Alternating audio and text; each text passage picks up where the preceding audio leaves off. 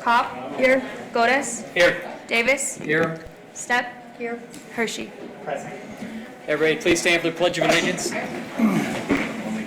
I pledge allegiance to the flag of the United States of America and to the republic for which it stands, one nation, under God, indivisible, with liberty and justice for all.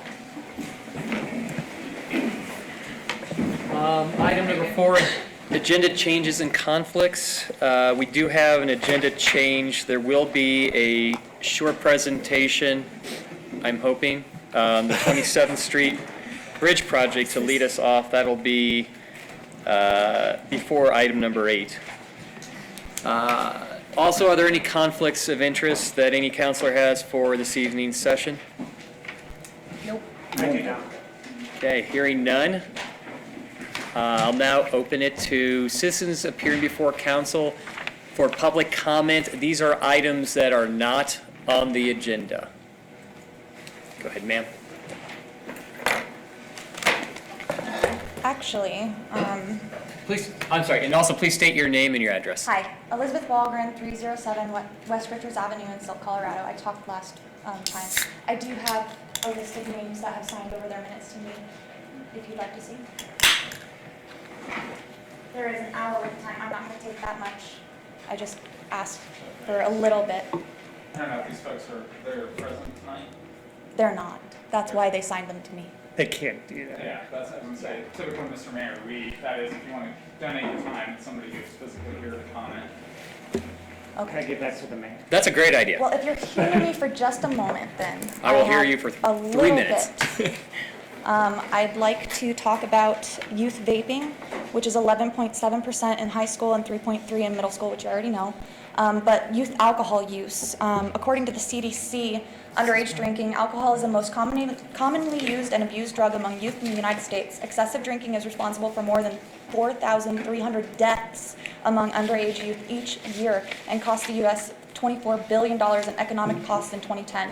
Although the purchase of alcohol by persons under the age of 21 is illegal, people aged 12 to 20 years drink 11% of all alcohol consumed in the United States. More than 90% of this alcohol is consumed in the form of binge drinks. On average, underage drinkers consume more drinks per drinking occasion than adult drinkers. In 2013, there was approximately 119,000 emergency room visits by persons aged 12 to 21 for injuries and other conditions linked to alcohol. In 2017, Youth Risk Behavior Society found that among high school students during the past 30 days, 30% drank some amount of alcohol, 14% binge drank, 6% drove after drinking alcohol, 17% rode with a driver who had been drinking alcohol. Other national surveys: in 2016, the National Survey on Drug Use and Health reported that 19% of youth aged 12 to 20 years drink alcohol and 12% reported binge drinking in the past 30 days. In 2017, the Monitoring the Future survey reported that 8% of 8th graders, 33% of 12th graders drank during the past 30 days, and 2% of 8th graders and 19% of 12th graders binge drink during the last 30 days. Consequences of underage drinking: school problems such as higher absence and poor or failing grades, social problems such as fighting and lack of participation in youth activities, legal problems such as arrest, liver, kidney damage, things like that. I am requesting that we have a fair, in conjunction with what has just happened with a flavor ban, I would like to propose that we have a flavor ban on alcohol, being that within one wall of the Roaring Fork liquor store, we have Svedka, strawberry lemonade, blue raspberry, mango pineapple, cucumber lime, clementine, citron, raspberry, cherry, peach, vanilla. That's just from one thing. You've got Smirnoff, coconut, red, white, and berry, sourced, cranberry apple, grape, and a few other alcohols that have a lot of different flavors. They also have a lot of advertisements and fun little gimmicks that they have. I believe that it is, if we are convicted insofar as to help our children not vape, then we should also be convicted to help our children not drink, being that it is the #1 leading drug used by our children. Thank you very much. Thank you. Hi, my name is Dave Rippey. I live at 0204 Alpine Court in Glenwood. I don't envy what the job you guys have got at all. You're doing a great job. You got a lot of tough infrastructure decisions to make, one of them tonight. But I'm here to talk about Midland Avenue, and I don't know if that's a done deal or not.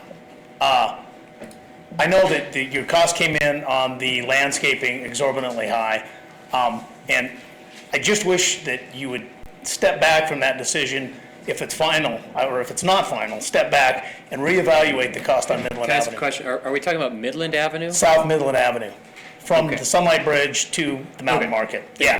Yeah. Those costs, I mean, you've got a lot of infrastructure that needs done in this town, as I'm sure you're aware. Those costs are extremely high. It's, looking at the engineer's estimate, I think you can get that job done considerably cheaper and not chintz on what's happening and the product that you get in the end result. I've talked to, and this is no scientific pool, and it may be the people I'm talking to, but I've talked to like approximately 20 people, and I literally have not had one that thought that that amount of money was a good expenditure there. I don't know with the federal grant, if you've got to match that, or I don't know the ins and the outs of it. All I'm asking is that you take some time and reevaluate the decision to build that as it's being planned right now. The road's been paved, it's good for another year. I don't know if it's, like I say, I don't know the ins and outs of it, but that road would suffice for one more year if we don't go into construction next year. I just think it's, I mean, you're leaving $5-6 million out there that wouldn't necessarily have to be spent. I don't think, talking to some engineers. So that's all I'm asking is that you, amongst all your other infrastructure decisions and all the other decisions you got to make, that you step back and reevaluate that, because that money could be, in my opinion, better spent other places. Not, and you could still have get the utilities in, get the infrastructure in, have a really not adequate, but a darn nice road out there that would suffice. And I've lived up there for 30 years. You got $3 million in rockfall mitigation. I've seen 2 rocks come down since I was a kid. One was in the 90s and one was in like the 70s. I don't know. I mean, you could design a car that nobody would get hurt in too, but it'd cost you $1 million to drive around. So I'm just saying, if you could, I don't know the ins and the outs, but if you could reevaluate it, that'd be great. Thanks. Thanks. Is there anybody else? Yes, ma'am.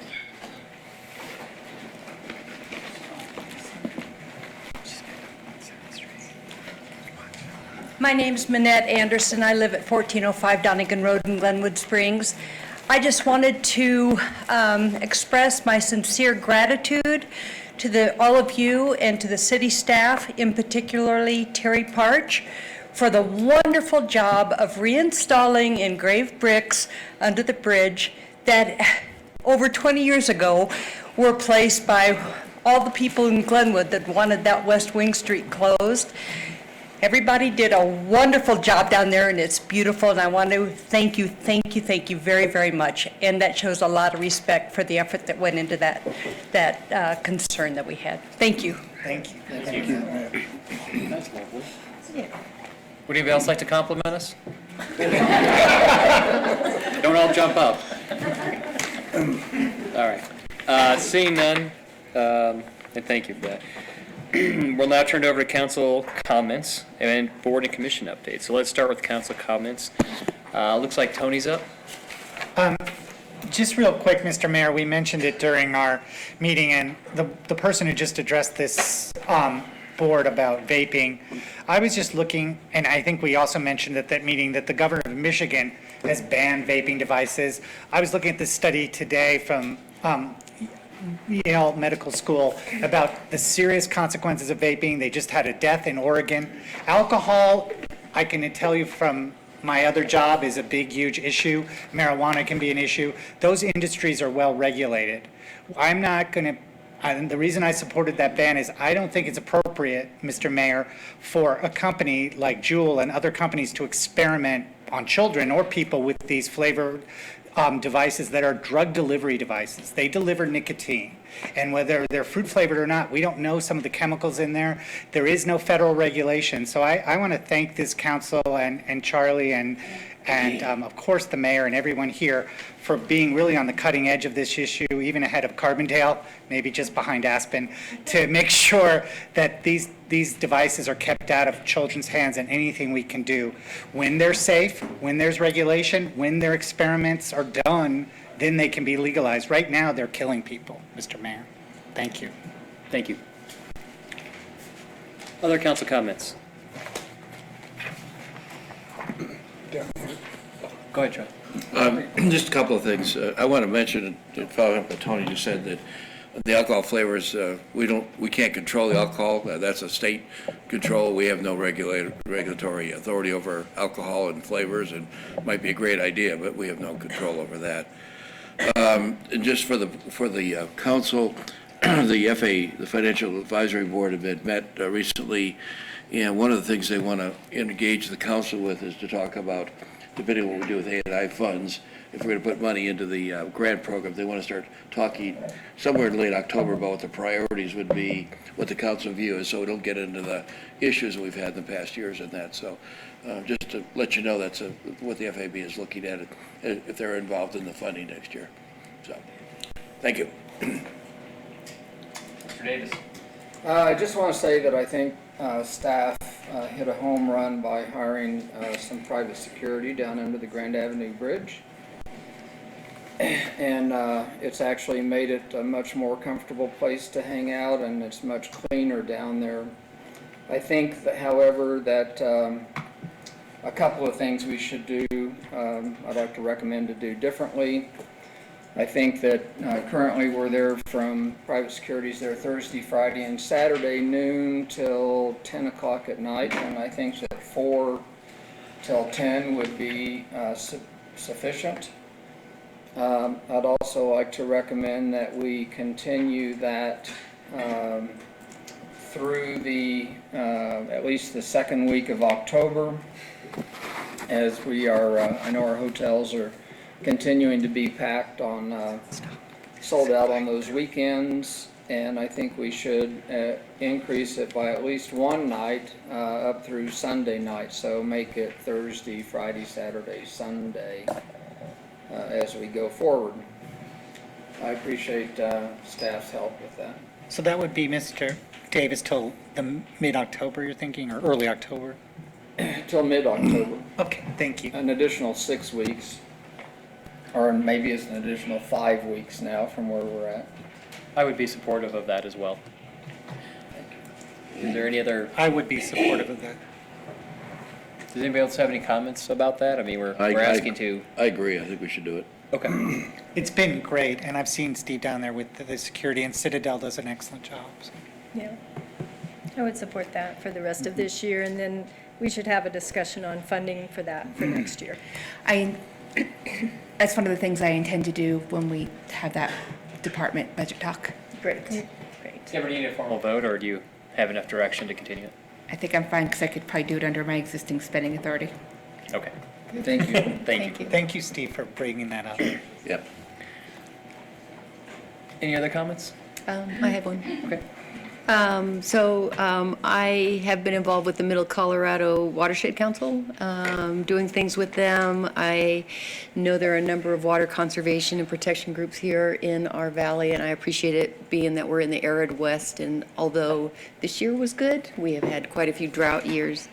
And I just wanted to bring it to everybody's attention that the Watershed Council is doing a bike tour to talk about water issues in Glenwood Canyon this weekend, and I appreciate it. And if anybody is interested, they do have something on their Facebook page and website about how you can join them. Thank you. I have a couple things. We talked earlier tonight about potentially early October, late September, having a community-wide grill out, maybe a community-wide dinner, if you would. And so I don't know, we'll have some more details and dates on that, but we'd love to do something on 7th Street to just kind of thank the community. We'll all be up here flipping burgers and putting ketchup on said burgers. So we'd love to, as a council, connect with the public and feed you, which is the best way to connect with people, I think. Also, in the vein of connecting with the public, we've been talking about a coffee with council. Deborah sent something out to us recently. I think you did. I did. Okay. With some proposed dates, I would guess I was just going to ask council here. I was going to say it during council comments, but would there be any support, just because I know the off weeks are kind of tough, and it's a come when you can, if you can. We don't have dates, we don't have a place yet. And we're told it should be coffee, not wine or beer with council. Correct. I would Okay. prefer coffee. Okay, so we're doing coffee. Decaf. What are you guys' thoughts about maybe having that the morning of our council days? I know that if you What come- time are you thinking? Like 6:30 when you're Oh, gosh, texting no. me? Early? Like 8, 7:30? 7:30. Yeah, a lot of people maybe to stop in for a little Before bit. work, so Yeah. people can come before work. I think that could work. The council days are a little bit better, just for me personally, than like off weeks. Yeah, that would be great. I would say if we could find a way to share that with different coffee areas in town. I mean, there's a lot of coffee Rotate shops them. in town, so Yeah. not trying to put a burden on you, but, you know. I'm just wondering if we could keep it to 2 elected officials. This way we don't have to record it and we don't, and we can work through all that. But just because I don't want Catherine to have to come in on a council day to set up at like We could take turns. 6:30 in Yeah. the morning. So Deborah, just a question, that this council day work for staff, if we have like 2 council members and one of the senior staff members there? I don't typically like to come in before 8 a.m. if we're going to go to 10 p.m. at night. Do we have to have a staff? Coffee with council? Yeah, could we don't- just we have- You need don't staff. have to have a We don't staff, need staff especially if there. they're just 2 of you. But I would say we also have to be in at 7:30, have to be here till 10. That is true. Sorry. Sorry. But we get the big bucks. That's true. Yeah, we got a big break. But we also have meetings all day I know, long. I'm kidding. Our staff works really hard. 7:30, rotate it, and then maybe we'll have a sign up. Could we do like an electronics? Okay, we're good. And more than likely, Jen or I, or both will still be there, but.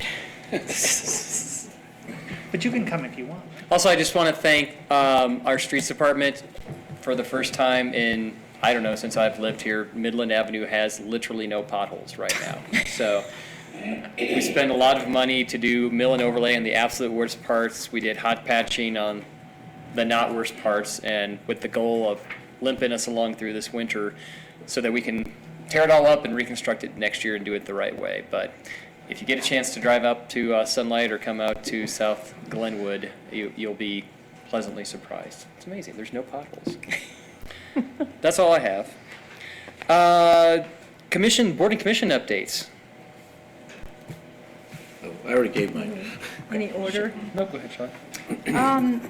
I'll let Steve speak to River, since you're the main on that. But for Arts and Culture Board, I'd just like to put out there, they're working on promoting arts and culture within the city. They're also working on a street arts program and actually a process so that we can commission new art for the streets throughout town.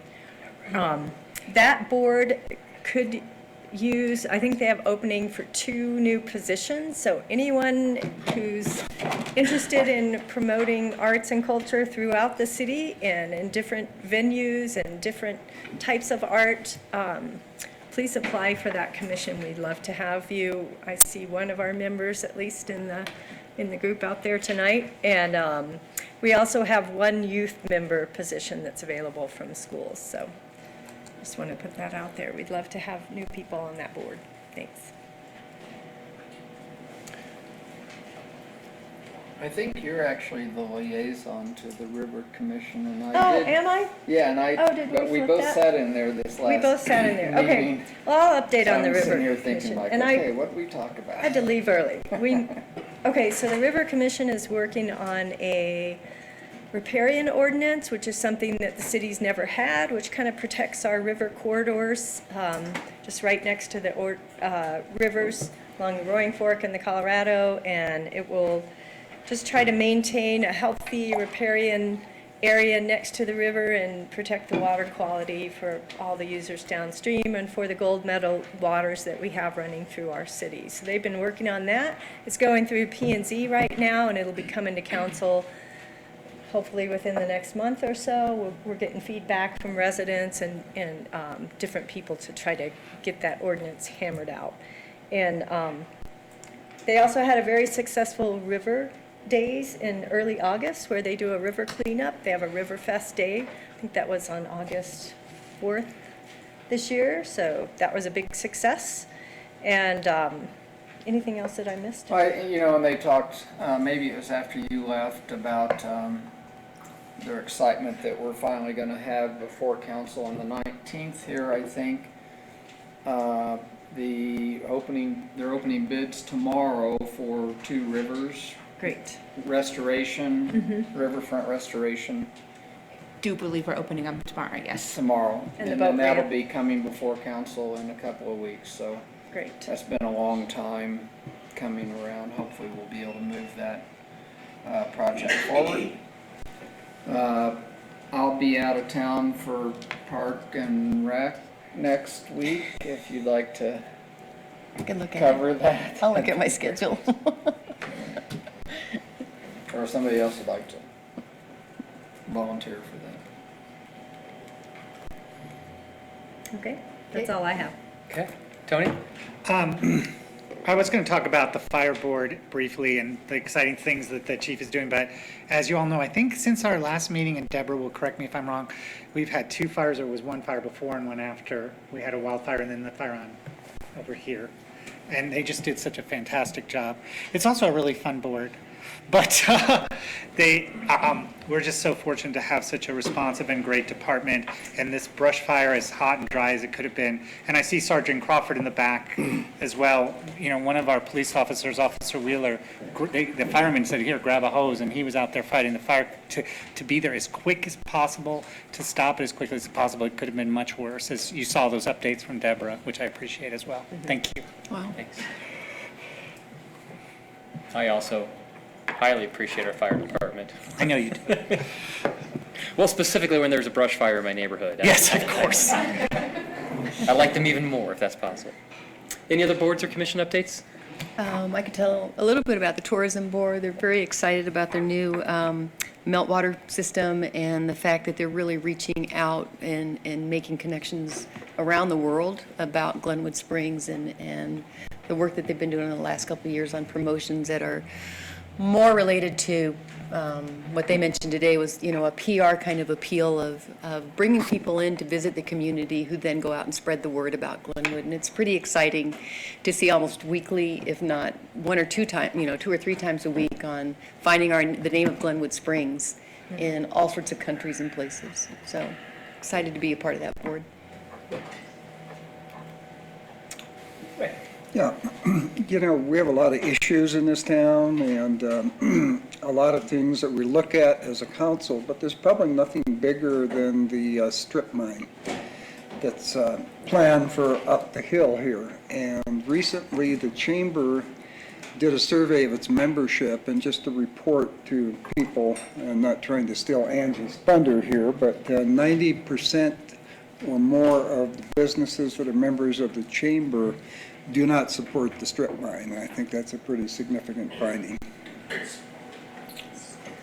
Do you have the names of the businesses that did support it? No, Just curious. and even if I did. Mike's Axe Pick store up the Yeah, oh, street. yeah. Yeah, they like it. All right, any other comments or reports from boards and commissions? All right, see none, we will go on to consent agenda. I move for the approval of the consent agenda. Second. Okay, all those in favor? Aye. Opposed? Motion carries. Okay, we are on to item number 8, which is now, I'm sorry, Are we doing 27th Street? we are, Oh, yeah, now? yes, Okay. I just had it wrong, I'm sorry. which is now a 27th Street update from Brianne.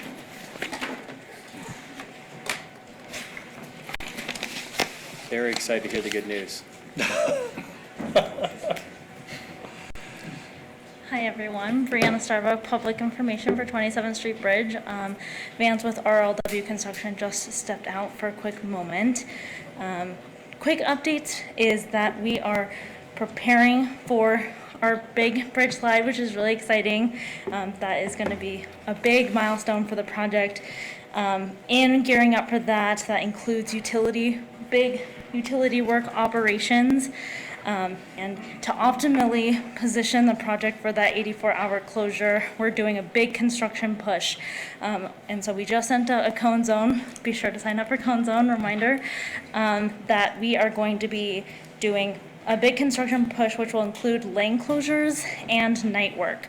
So for the next several days through next Wednesday, expect to see the 27th Street Bridge in an alternating one-way configuration 24/7. There may be times where it'll be open as normal, but you should plan, if you're a motorist, for it to be in that alternating one-way, including during the peak times.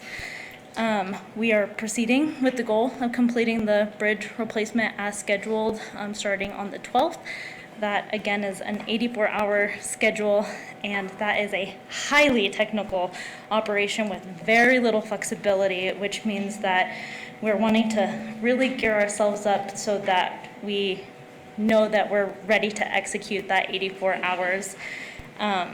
In that, we are proceeding with that in mind. If there is a change in the schedule, that will be noticed via cone zone. And again, you can sign up for that by emailing or calling or texting me, 970-618-5379. Look at me, having a number memorized. Or you can email 27thstreetbridge@gmail.com. And that is the ta-da update. I don't know if Jessica has anything to add? It's obviously, you understand it's going to be really problematic. Wow, I sound loud. Sorry. I think it's going to be really problematic to the people commuting in for school. Is the contractor prepared to have additional signalers at both legs of Midland at the roundabout? Absolutely. Sorry, my name is Vance Howell. I'm with Ralph Wadsworth Construction. I'm project manager. I stepped out for just a moment, and you guys called this up. So yeah, we're prepared. Any additional flagging, traffic control needs that in the interest of the safety of the public, we will absolutely get those on site. Great. Okay. Any other questions? Thank you. Thank you very much, guys. May I ask, Good luck. just since there's so many people here, once the slide is done, though, I mean, I know there still will be traffic impacts, but the slide is the most difficult part. Yeah, so right now, this slide is the big closure, but we still have roundabout construction to complete. They're working on the north leg of South Grand currently. Hopefully that will be open soon.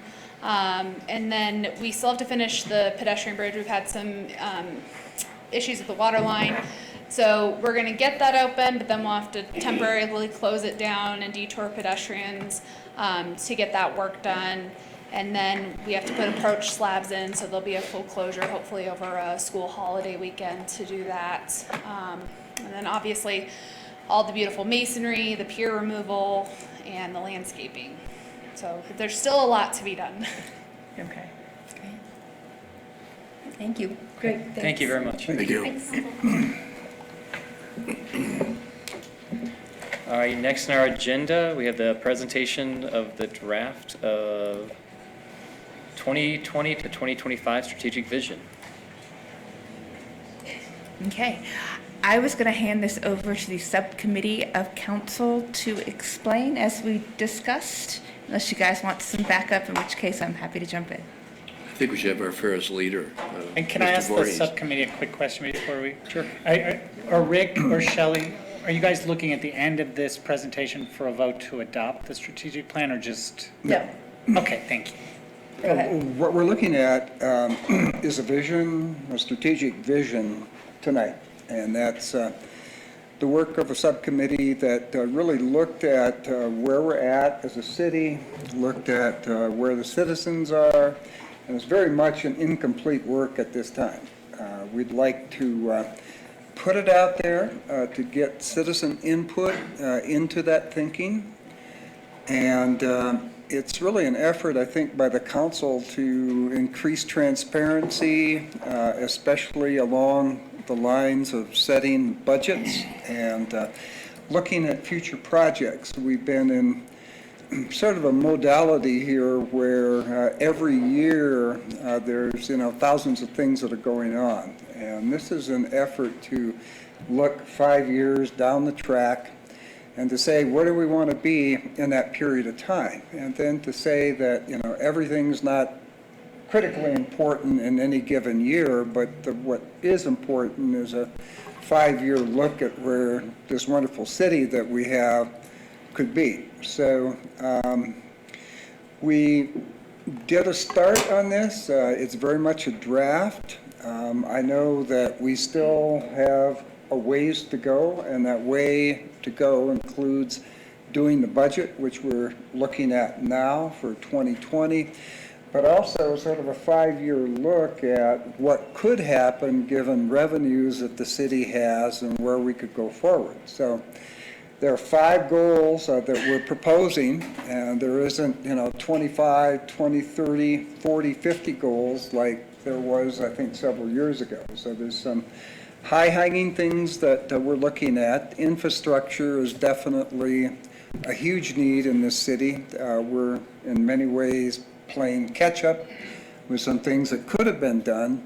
But there's 4 other goals that are important too, including the quality of life for our citizens as being something that's critical. And we think that that's why people come to Glenwood. There's also 3 other goals that deal with our public safety and responsive government. And we want to ensure that citizens know that we really do listen. We believe city staff listens, and this is sort of a commitment going forward that everybody can see and everybody can experience as we're going forward. So very much a work in progress, and the subcommittee, I think, has worked hard on it at this point, and we've taken it about as far as we can go right now. We need more public engagement. We need to do that through the budget process and certainly after the budget process, and to put things together so that citizens and those of you who cared enough to show up tonight have something that you can really chew on and use as sort of a feedback instrument for council. So I think that's my 3 minutes. I don't know if anybody else in the subcommittee has anything to add to that. I might just add a little bit. Thanks, Rick. Rick did a great summary. The 5th goal, I think, that he didn't mention was economic development, which Yes. we'll always be looking to. But and the document, which I think will be posted on the website for public comment, or If you guys tell us to, yes, Okay. we will get it posted on the That's website. what- I'm going to ask for public comment to come back to me so I can get it to you guys. Great. So we'll get that posted on the website. Please take a look at it and see if the goals align with what the public sees as needs for the city, and give us feedback on that. These, keep in mind, these are higher level goals. We're not getting down into the specific project, but these will be more of a guiding goals and principles that we want to see the community work to. So I think that's about it. Could I just add one thing? And I should have looked at this, but I didn't pick it up and look at it. I thought the first part of the first bullet point under the first goal was to maintain a 5-year budget plan, not just a budget plan. I could have written it down wrong. Yeah, I think it's a 5-year budget plan, so if we could make that one change. But other than that, I agree. I think the work that the subcommittee and the council have done, because we spent a long time working on this as a council as a whole too. Hopefully it gives us some ideas where we're going to go over the next 5 years, and I'll get feedback from you if you think that's the right thing. So, thanks. And the last thing that I would add is there's fluidity to this. I mean, things change over time, so we're aware of that. And even like with a 5-year budget plan, what we think right now is 5 years out. 3 years from now could be some alterations to it, and there's going to be new things on the agenda. So that's the fluidity that I'm seeing, is this is not set in stone, because times change and people change and our town changes. Okay.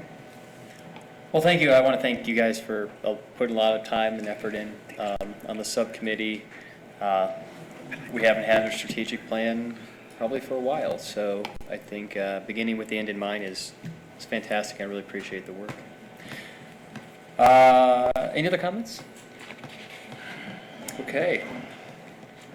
Item number, I guess it'd be 10 now, 6th Street Roundabout. You're confusing me, Mr. Mayor. Yeah, I just worked out the agenda. Yeah. Okay. So we just call it number 9. Okay. Okay. Thank you for allowing me to do that, Carl. Good evening, council. I'm going to bring up some graphics from the project to show you. As many of you are aware, this was a project that was developed for the Grand Avenue Bridge back in 2016. At that time, the city and the DDA were working on a landscaping design for this interchange. Our understanding with CDOT was that they, even in other communities, they just didn't fund any landscaping. They won't build it, they won't maintain it. So the DDA really spearheaded the effort to begin this design with Shannon Murphy Landscape Architects. And we've been working on it since 2016. We've been through multiple iterations of the landscaping and have added things in and now taken things out. So this is our most recent iteration. You can see that we have maintained a lot of the landscaping in the project, most of the landscaping, I would say. As you're aware, when we first bid this project in July, we didn't receive any bids for it. Mm-hmm. So we did try and reorganize and change a few things in the project, and we rebid it on August 2nd. And at that time, we received one bid from Gould Construction. Gould is here, and they have been working with us along with David Small and Shannon Murphy to value engineer this project. And this is the design that they have jointly come up with to build this. The things that have changed in the project are to change some of the perennials to sod in some of the islands, changing some of the sod areas to native seed, changing the soil amendment product, reducing the size and the number of shrubs and perennials, eliminating the project lighting, and then eliminating 1 year of maintenance with this project. But as you can see, we did figure out a way, or they figured out a way to get landscaping into every one of these islands. With the exception of, you can see some gray areas there in those narrow strips. There's one, as you're trying to get outbound on I-70 headed both east and west on the 116, that little narrow strip there, that has been changed to granite. It's actually the right product name, but it's just a fine granite mix. Similarly with the other narrow islands there, that was partially done for safety reasons, some concerns about having staff in those medians and trying to maintain plant material. So we have reduced this project bid overall from about $1.1 million to $647,423.05. That is within the budget that's been carried over from last year, and so we believe that at this time we could recommend award to the council. Do you have any questions? Steve, go ahead. We had a discussion about bringing electric out. Do you have something back on that, or? I do.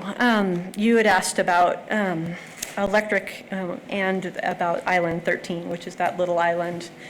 As you're getting off of exit 116 and facing that narrow strip there, we have a price on that as well. Could you point to that, John? Yeah, I'm sorry. I should probably point it out to the public. It's that island right there. As you get off I-70. As you get off I-70. From the west. From the yep, east. and you're facing that island as you get off. There was some back and forth about how to, the electric, and I think Gould did the best that they could given the information they had. And we do have outlets that are in this wall right through here, which were put in by CDOT. But this electrical design would carry electrical to all of the islands.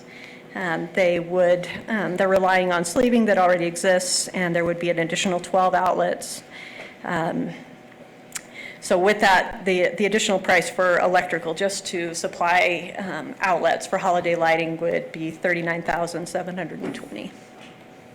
And that's to every island there. So, we could reduce that by picking some. Okay. But that would give us enough. Oh. Yeah, and that puts a pedestal and 20 amps or something out to you so that you'd have sufficient. Shelley. And that was going to be one of my questions too, was there a minimum amount so that we could have holiday lighting out there, or is there any safety lighting needed out there, or anything Well, like that? you know, that's where we started with this, the lighting idea. You know, I recognized as I was walking through this area one night that it was dark and a little bit scary. So I asked that they include some safety lighting along with the holiday lighting. Okay. You know, we do have a lamp post out there that's not functioning now, and I'm not exactly sure. I haven't had a chance to ask Doug Hazard why, you know, the light's not working. But I guess I would like to see if that could be added in, or if that light would be sufficient, the one that exists. Okay. But I do think that that's important still. Right. So there's no lighting plan. I mean, we have lighting under the new pedestrian underpass. but Yes, we do. none on the pathway. Yep, on along either there. side. Okay, okay. So that might be something That we could add, you that's know. possible, just we- some of those, you know, kind of pathway lightings a Yeah. little bit. We tried to quickly reevaluate, you know, lighting, holiday lighting in specific, but I think that we could potentially reduce some of the outlets, you know, that $39,000 price gets you outlets, you know, all through these islands. Maybe we scale that back and try and add in some path lighting. Okay, so I might be interested in just exploring that a little bit, and even as an optional add-on. Yeah. Yeah, and I think I believe, I mean, we were walking that the other night. I think there's actually 2 poles, maybe 3, and they're all dark. Okay. So So maybe if we those have are fired enough- up, there would yeah. be sufficient Also- lighting there, I'm not sure. Also, Okay, great. the lighting posts off of I-70 were also dark. So there's the I-70 ones, and then on the exit ones, and then there's the 3, I believe, that were part of the project, and not a one had a light on, so it was really dark. Yeah, I'm not sure why they're not working. I'll poke at Matt and Doug and see if there's something that's out there that we need to fix, or if it's maybe still a CDOT issue. Okay, great. And then my only other question is on the gravel fines, or whatever you call them, in those narrow medians. Is that going to be something that's going to slough off into the street, or will it pack down and stay put? Because I assume it's not granite pavers then. No, it's not granite it's a pavers. crushed. The product is actually decomposed granite. I'm sorry, I couldn't remember the name earlier. It does compact pretty well. You know, they do use it as trail surfacing material. You know, we talked a little bit about it for the Two Rivers Park, and it can be compacted into those medians. Okay. I think that, you know, if you push at it, it probably does slough off, but I don't think we'll have very many people out there. Right. It's not a place where people walk or anything. Yeah, Occasionally cars drive over it, but that. occasionally, yes. And then that, did you address the median there at the end of the? Yeah, this area right that here, Area 13, we'll call it. Okay. Not 52. Right. We did have a price for that. Gould gave me a quick estimate about putting red twig dogwoods, irrigation, and soil amendments in there, and with the additional traffic control for the works. And so that ad would be about $15,000. I'm sorry, 15? Yeah, it's $14,955. So $15,000. As I said before, you know, from a Parks Department standpoint, they do have concerns about working out there. Right. And I know Brian has been talking to Nate and Al about access, as well as to CDOT about access, and I think he has some information for you if you're interested. We're definitely all for putting in any landscaping in the medians where we can. We'd like to see a more beautified area there. Staff would be able to maintain an area like that. Dogwoods, which require less maintenance, about 6 times per the season, we'd have to have staff out there. As part of our right-of-way CDOT permit, we do have to follow regulations in the Unified Traffic Control Device Manual, which regulates and dictates that we would need some traffic channeling devices to work out there. So there would be a little bit of additional maintenance costs, and we'd have to work with CDOT on a minimally impacting traffic control plan. But you have to realize that we have about 1.5 foot of median space at the more narrow end there on that south side of median 13. It's about 8 feet of median space at the widest point with 2 feet of a ramped curb on either side. And you're coming right off T-junctioning with that off-ramp. And so there is risk to staff. We do want to be conscientious of that and not put anyone in danger. There's no direct pedestrian access to that, and so staff would have to, for both the median 13 as well as this on-ramp corner and this island here in the middle, they would have to cross traffic with their equipment where there is no traffic stop device. There's always a flow of traffic on those areas. And down here, you have some one-lane traffic on either side of that median. So we'll have to work through that. It is doable, but there will be some issues that we need to work through if we're going to do that. Can I just real quick, do you have a approximate cost estimate? And the reason I'm asking, sorry to jump in front, but the reason I'm asking is because 15,000 as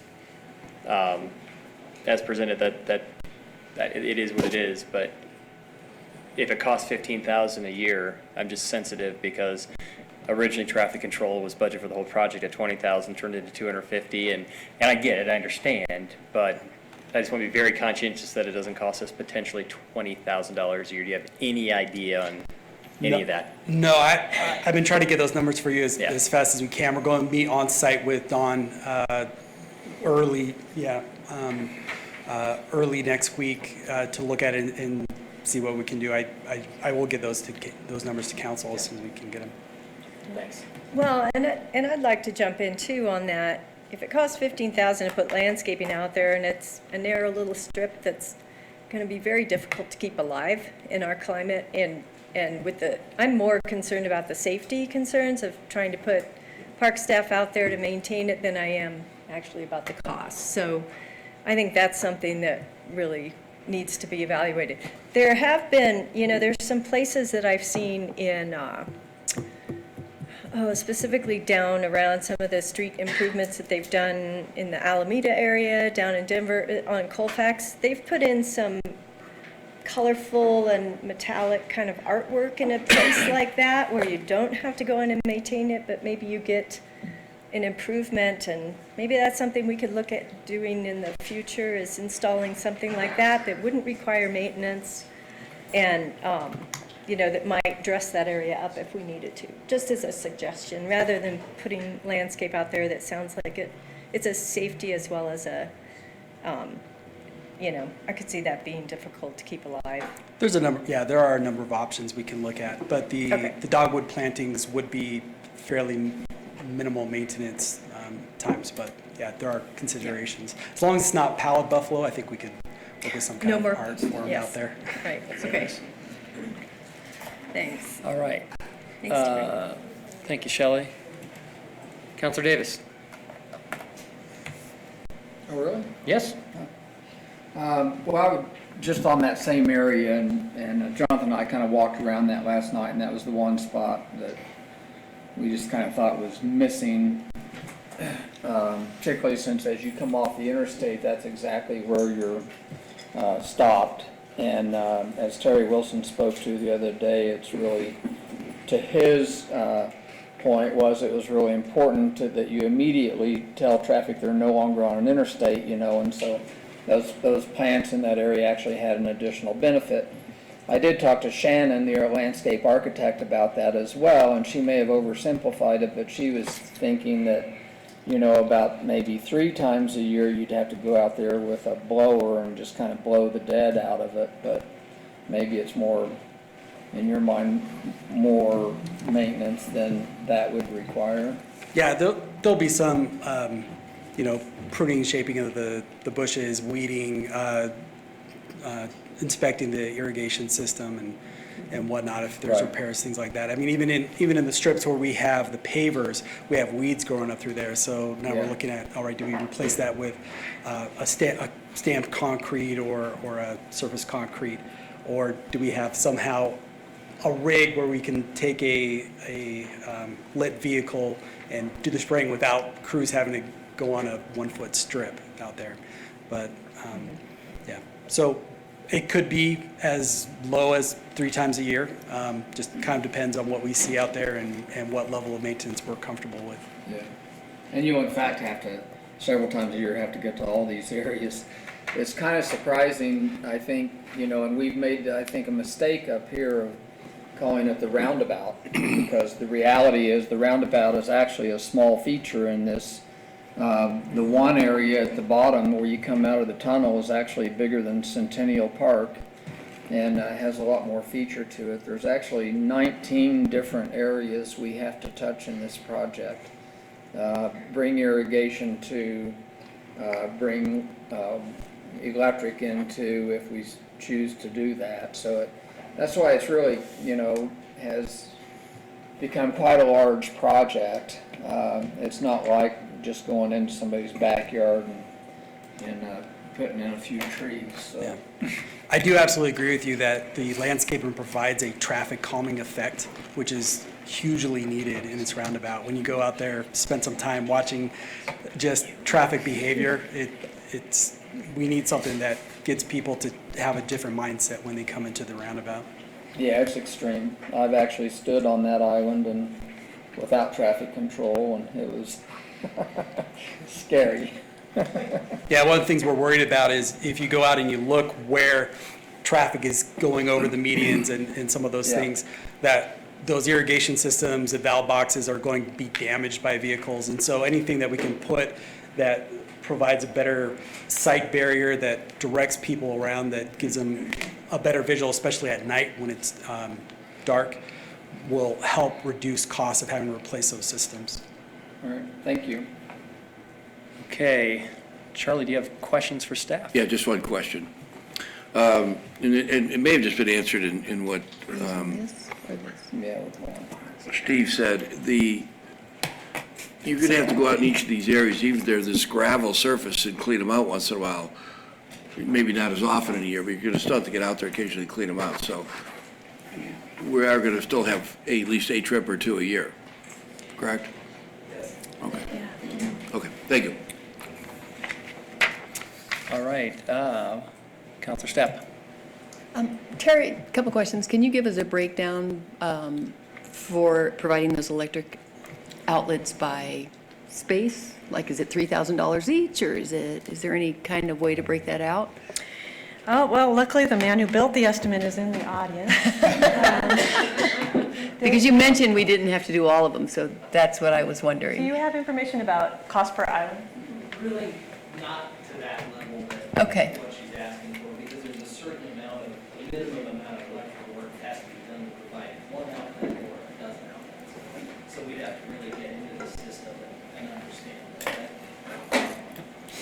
It's the other aspect is there's a lot of traffic control, there's trenching, there's other work that goes with it, so it isn't just an electrician walking in and out at the time. There's quite a bit that goes into it. So we're really looking at.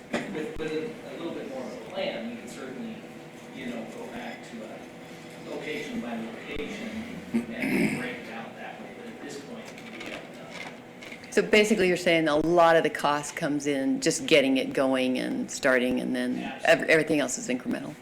Yeah.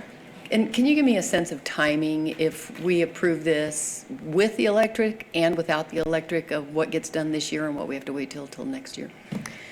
Yeah, so I think that Gould Construction is prepared to start as soon as we give them a notice to proceed. Their intent was to try and do as much work as they could, but before, middle of November, end of November, depending on the snows. So I believe that work includes, bringing the stones that are still out there, the boneyard in, installing some of the big trees and all of the irrigation and some of the shrubs that are available now. Part of the issue has always been, some of the availability of the plants. So some of the plants, perennials and other shrubs, will be installed as early as they can get in the spring. And if it's with the electrical outlets, then that would be within that November timeframe too. Can you guys confirm? Yes. I got a head nod that we would do that work. Okay, thank you. All right, is there any other questions for staff or the contractor? Gold Construction is here if you guys have specific questions for. Gold is here? Yes, both senior and junior. I can't see. Oh, I don't see Mark Gold. As well as David Small, our landscaping consultant. Okay. We'll now open it to public comment. Does anybody from the public like to speak? Steve? Please, everybody, say your name, address, and limit your comments to 3 minutes. Thank you. Thank you very much. Steve Smith, 63116 Road. As already described, this is a marvelous improvement on what is already a really valuable amenity for this part of town from several perspectives, but including bicycle and pedestrian access. This will make that experience that much more appealing and I think that much more usable and therefore that much more used by people traveling afoot or on their bicycles. A seeming relatively small detail, but I think an important one is to look out for preserving safe line of sight at intersections between bicycle pedestrian ways and motorways.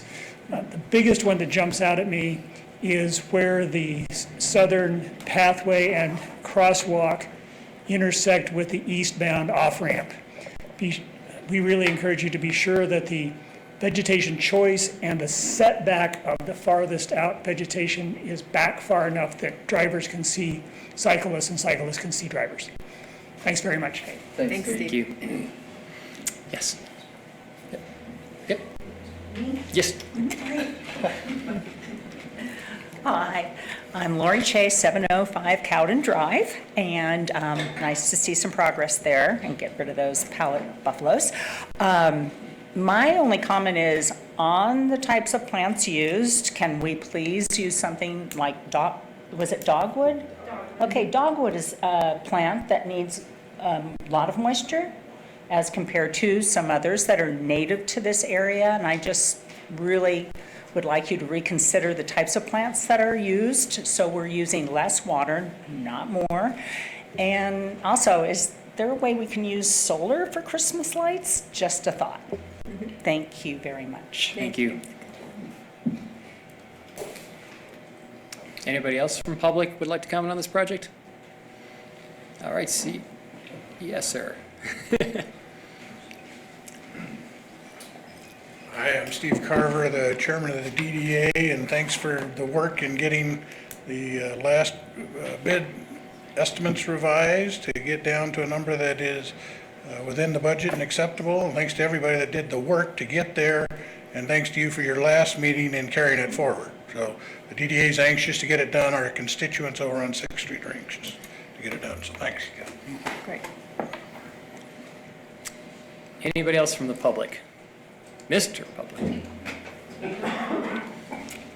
He has a conflict, Mr. Mayor. It's been a while. Christian Henney, 526 Pine Street. Good evening. Good evening. I would just like to say, really encourage council to please move forward on this project. This is the entry to our town. This is what everybody, we spend all this money marketing, bringing people into Glenwood Springs. This is the first impression they have right now, and I love what's happened with the value engineering, getting it down to a budget number that we can afford, so I'm hoping you'll approve it tonight. Thank you very much. Thank you. Thank you. Anybody else from the public? Yes.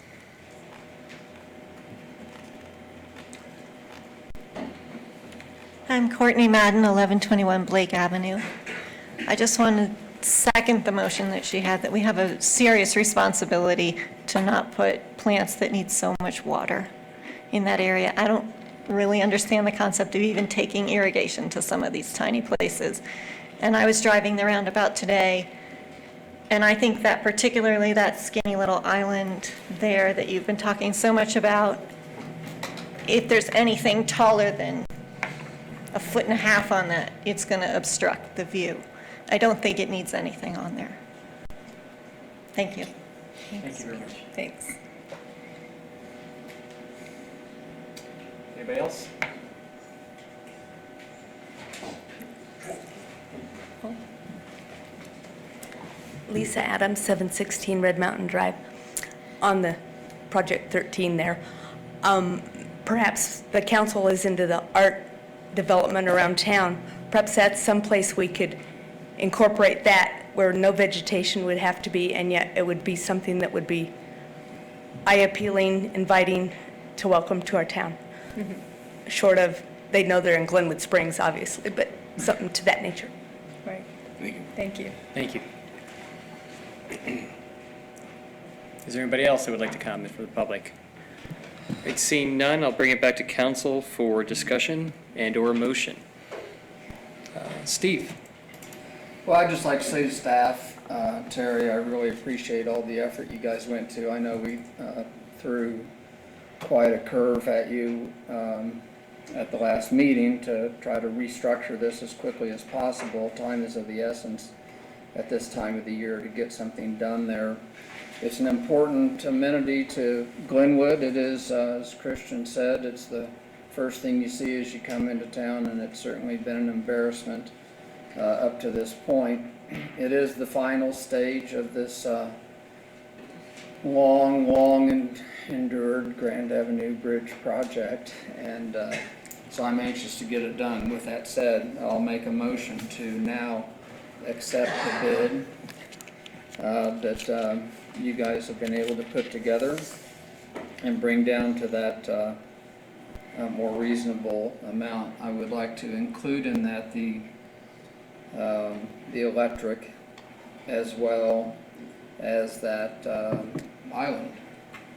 I think that's an important piece to have. We've actually had a lot of discussion about this. This isn't the first night that it's come to us. It's been probably, seems like a year that we've had this put back on our plate over and over and over and over again, and we've had many meetings with the landscape architect that's designed this. So I would appreciate a second. Just for clarification, Steve, what does that bring the dollar amount up to, do you know? Or can somebody do some quick math on that? 700 to 1,000. Oh, Yeah. okay. If we include that 15. We're a little bit over. Counselor Davis, I would be willing to second your motion if it doesn't include the narrow little island. I'd like to have staff put a little more time into that, see if we can do that where we're not putting maintenance personnel out there, and maybe we explore an option that's not landscaping but art. If we could pull that out, that gets us to 687. We still get outlets for lights, and that would be, I would second that if you're able to amend your motion. I'd like to figure out how to maybe take separate votes on that. I would second Steve's motion as stated. Where we're at. We have a motion and a second on Steve's motion. Further discussion? I couldn't push my little thing. Can I just say something real quick? Yes.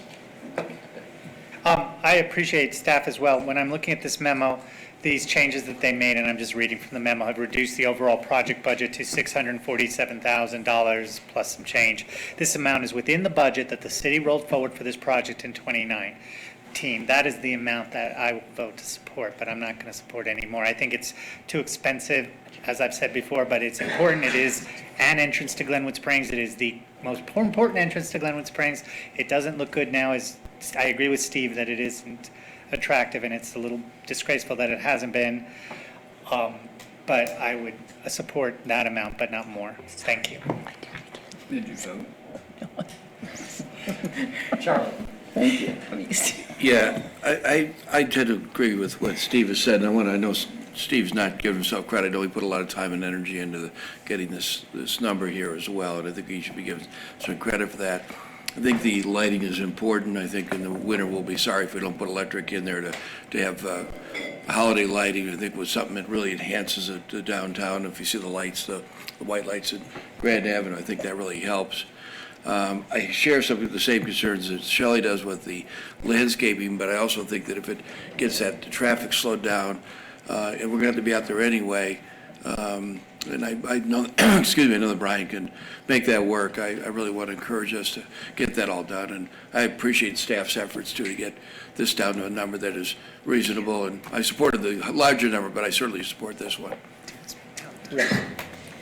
Yeah, I'm going to support the motion too. I'd like to kind of emphasize what Lori Chase said. I think if we do have choices that could be made out there, xeriscape is obviously one of them. I know dogwood is a fairly resilient sort of shrub, but I think that when there are choices to be made, we need to go with low water. And I would also say that to the extent possible, solar lighting would be, I think, more in keeping with some of the values of the community as well. So. Thank you. One more question. Paula.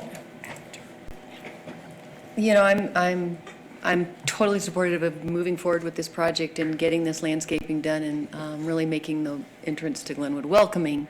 That being said, looking at the budget and knowing what we're looking at number-wise, I would like to stay within the realm that we requested, which was closer to 600,000. I really appreciate the idea of solar lighting and using some other opportunities there, so I would rather use I would rather bring the cost down and still approve this project so that we can move forward. Thank you. Councilor Hershey. Oh, I hit the right talk button, so I already spoke. Thank you. No problem. Councilor Cobb. I just have a question on, if we do approve budget, where will that extra funding come from if this motion passes? From the A&I funds that are set aside, we included the spreadsheet so you guys could kind of keep track of the money you had in the A&I fund. Oh, that's right. What we'll do is just to help with that, we'll, if you approve this, next time you're asked to do an A&I expenditure, we'll subtract this from that as well, just because, to help. And I can't support this at this time. I definitely want to see this project go forward. I want us to reach a point where we can move it forward tonight.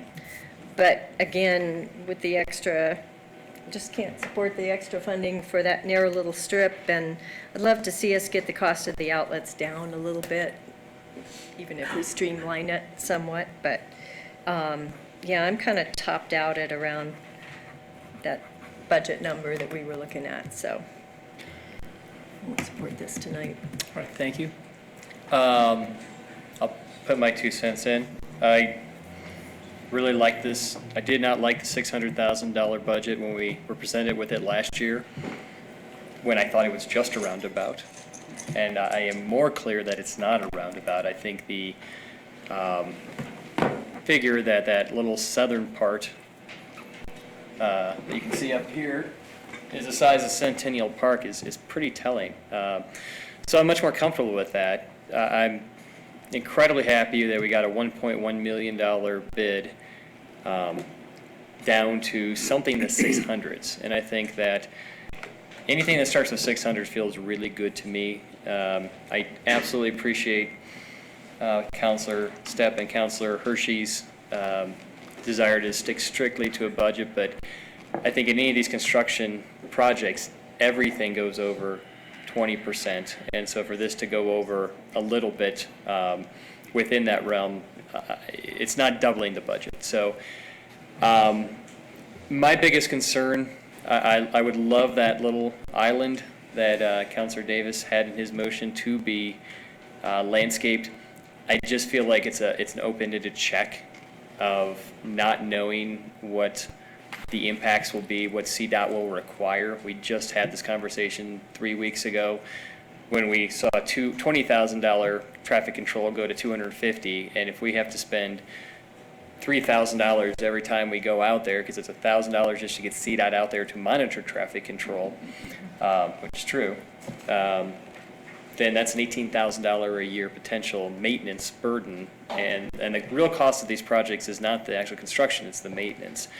I also care about staff, so don't get me wrong, that's my number one thing is a safety issue, but in order to have the safety minimized, you have to have the traffic control. So I am going to vote against the motion as stated, If there's an alternate motion that is made for that 689 that does not include that island, I would support that. Additionally, I would also support staff to find out and to get a better number from CDOT and run some numbers from parks to see what those maintenance costs are. Because if it is $2,000 or $3,000 a year to maintain it and we have safety issues more dialed in, then please come back, and I would be very interested in what that would look like. Councilor Davis. Well, I just counted those votes. You can count to 4? Without taking the vote, I'll amend my motion. I would first like to say that Brian's going to have to bring traffic control out to get to a number of those islands. This is not the only island. He's not going to just be calling traffic control for this one island, and it'll be a project that they won't do one at a time. They'll do them all. So, I mean, that being said, that's what I believe. Maybe you'd agree or disagree. Doesn't matter at this point because I'm counting votes. Maybe someday we'll get back to that. There's conduit run to every one of these islands, so we can always chase in another piece of irrigation if we decide later that we'd like to have some plantings out there. So my motion is to award the contract to Gould Construction with the addition of hardwired electric out there. I think it would be short-sighted not to get the electric on those islands while we are paying for traffic control during this project and getting that all done at one time. Charlie, would you? With a comment, I will second that, but I just want to say, I think that kind of what Jonathan, you said, and Steve, you related to, is if we come back to us by our next meeting, these guys are going to be out there working. If we can still put this back in because there's not a lot of traffic control, I'd like to know that so we have an opportunity to add this back to the project. With that, I'll second the amended motion. Can I ask you a question, Jonathan? So what's the total looking at now with that amendment? 689, 143. Thank you. All right, any other comments? No? I want to just really thank Gould Construction and our staff, the DDA, Shannon, for everybody putting their heads together and literally almost cutting this down to half and still coming up with a great product. So I really want to, we definitely appreciate that up here, and so does the public. All right, with that, let's take our vote. Are they voting on here or here? You know, we're using this, the old system. I like the old system. I know you do. It resembles me. Reluctantly. Sorry, Carl, there's no editorial with my vote. Hershey, yes. Stepp, yes. Davis, yes. Godus, yes. Kopp, yes. Voorhees, yes. Wilman, yes. Motion passes unanimously. Great. All right. Thank you. Good job. Let's get that area looking nice. Did you Great, stumble? thank Did you. you stumble over it? I voted no, right? I'm all about compromise. That's the art of politics. So we're done for the night? Yeah, thanks everybody. Go on, like showing up. George Costanza, go on a thank you, everybody. Thank you, public. I know a lot of you aren't here for this topic, but we really appreciate you bearing I with think it's us. of interest to everyone. I think it should be, absolutely. All right, we're on to item number 10, really number 10, 7th Street. Decision to open or close the street. Ms. Parch. Okay. So again, in 2016, the city began a joint project with the DDA to create an underbridge area, what they called a shared street at that time. You know, the design favored pedestrians over vehicles. A curvature was added to the road. You know, granite was added to the street. You know, landscaping was put in close proximity. Boulders were added. It has a lot of really nice features for a pedestrian area. The roadway section was thickened to allow for both vehicles and for, obviously, for pedestrians through there, with the anticipation that it would be opened. As you guys have seen, the design has been very successful, and we see a lot of people coming from the north side to the south side. Some of these people are locals, some of these people are some of our tourists. I think that they're really enjoying the space. Pat has done a great job of programming the space and, making it a really active area. So I think overall the project has really been successful.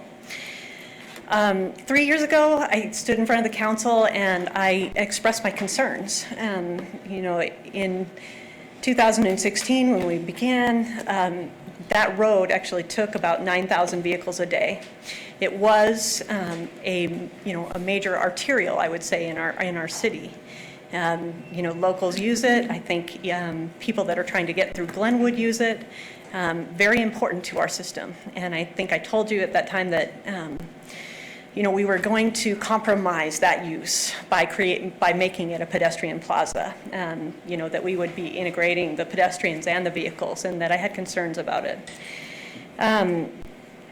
The other thing that I think is important today is that CDOT and I have recognized that our volumes on State Highway 82 and on our side streets have increased. CDOT is in the process of retiming the State Highway 82 corridor, and they are struggling to time their signals because they're experiencing backups all the way from 8th Street to 11th Street. And the reason why that's significant to the opening of 7th Street is that 7th Street is one of those few places where people, locals and or people that are trying to get through our city, can use that street to get around the signals on State Highway 82. That was the purpose it served before, and I think it would still serve that purpose today if we were to open it. I think that now, the space really reads as a pedestrian space. So if you are a tourist and you come to our community and you're unfamiliar with how our transportation system works, if you're coming down off of the stairway or you're coming out of the elevator, it really does read as a pedestrian space. We have done some measures out there to try and channelize pedestrians. We put in bollards to try and bring them to certain spots. But as you know, pedestrians are hard to corral. They end up walking where they will walk. And one of our issues, I think even when we widened the sidewalks on 7th Street, was that it was such an attractive space and we had such a high volume that the sidewalks were too narrow. We had people that were getting out in the road and trying to cross the pedestrian ramps at all kinds of angles. And we did have trip and fall incidents out there because we had such high volume. It was such a popular space. I guess my fear is that we will create a similar condition here. We've got a very beautiful, very popular space, and that mixing the vehicles back in with this pedestrian space now could potentially create safety issues. So I have reviewed this, with our officers and with our acting chief of police, and they have written a letter in support of keeping the space closed. Our main rationale for keeping the space closed is because of, to promote safety, I guess, to keep it as a safe space for pedestrians. I have other reasons that are, I think, less important about keeping that space closed. I think we've put a lot of money in that space as a community, and I feel like if we open 7th Street, we will have the potential to create what we had before, which was an arterial, especially in some of our PM peak periods, where people are trying to get through our city. I think we probably will see a string of vehicles trying to make their way through that pedestrian area. When you say PM peak, you mean like afternoon commute? Sorry, yes. I'm sorry, I didn't know what Yeah. Yes, afternoon commutes. Okay. So with that, that's my recommendation, that we keep the street closed. I know that you've received a lot of public comment about it, and I know we have mixed comments, and Shelley in specific, 3 years ago, I stood here and said that, it was a very important arterial, that we should really think about this a lot before we decided to make it look like a pedestrian plaza. But like I said, I think it's a beautiful project from a pedestrian space, from an economic development space. It's really successful. So that is my opinion. And if you have any questions, I'd be glad to answer. Go ahead, Tony. Hi. Oh, sorry. Shelley, go ahead. Sorry, Tony. No, you go. You got your hand up, but I got Hopefully the you'll button. ask the same question, then I won't have to bother. I had a question, Terry, on your traffic count numbers. Yes. Because we had a meeting on August 14th, and at that time, you stated there were 3,000 vehicles a day on the roadway before we opened 8th Street. Where did the 9,000 come from? You know, I was looking back at some of the counts that CDOT did ahead of the Grand Avenue Bridge, and that was the number that they had recorded for 7th Street, and it was just past the intersection of Colorado and 7th. So that was where, where we began our traffic modeling for the Grand Avenue Bridge. And we have done some counts on 8th Street since then, and they've been in the 3,000 to 4,000 range, but that was closely after the project opened. So I'm not confident of our use of 8th Street. Okay. And the number from 7th Street is definitely an old one. It's pre-Grand Avenue Bridge, pre-8th Street opening. The 3,000. Yeah. So because prior to 8th Street opening, 7th Street was the only way to get, that's how you got through there. You know, 8th Street didn't go through, so everybody had to go that way. Yes. And I guess that 9,000 number, so that's clear to me now. If that's after the intersection of Colorado, that's where everybody was detouring. Yes, when that's our all of whole that area volume. was under construction. So I can understand how that number would appear very high. Yes. But when the road was open, 7th Street was open last year for a period of time between construction projects, and the traffic flow down there was very low. Did we take any counts during that time? Because that's the situation that we'll have if we open it today. We have 8th Street as the throughway, and we'll, even with the construction project now, it's a completely different streetscape, so it creates a different environment. So I'm wondering did we take any counts last summer when that street was open? We didn't, Shelley, and I would wait, if I were going to do that, I would always wait for the traffic to stabilize and to understand that it's open.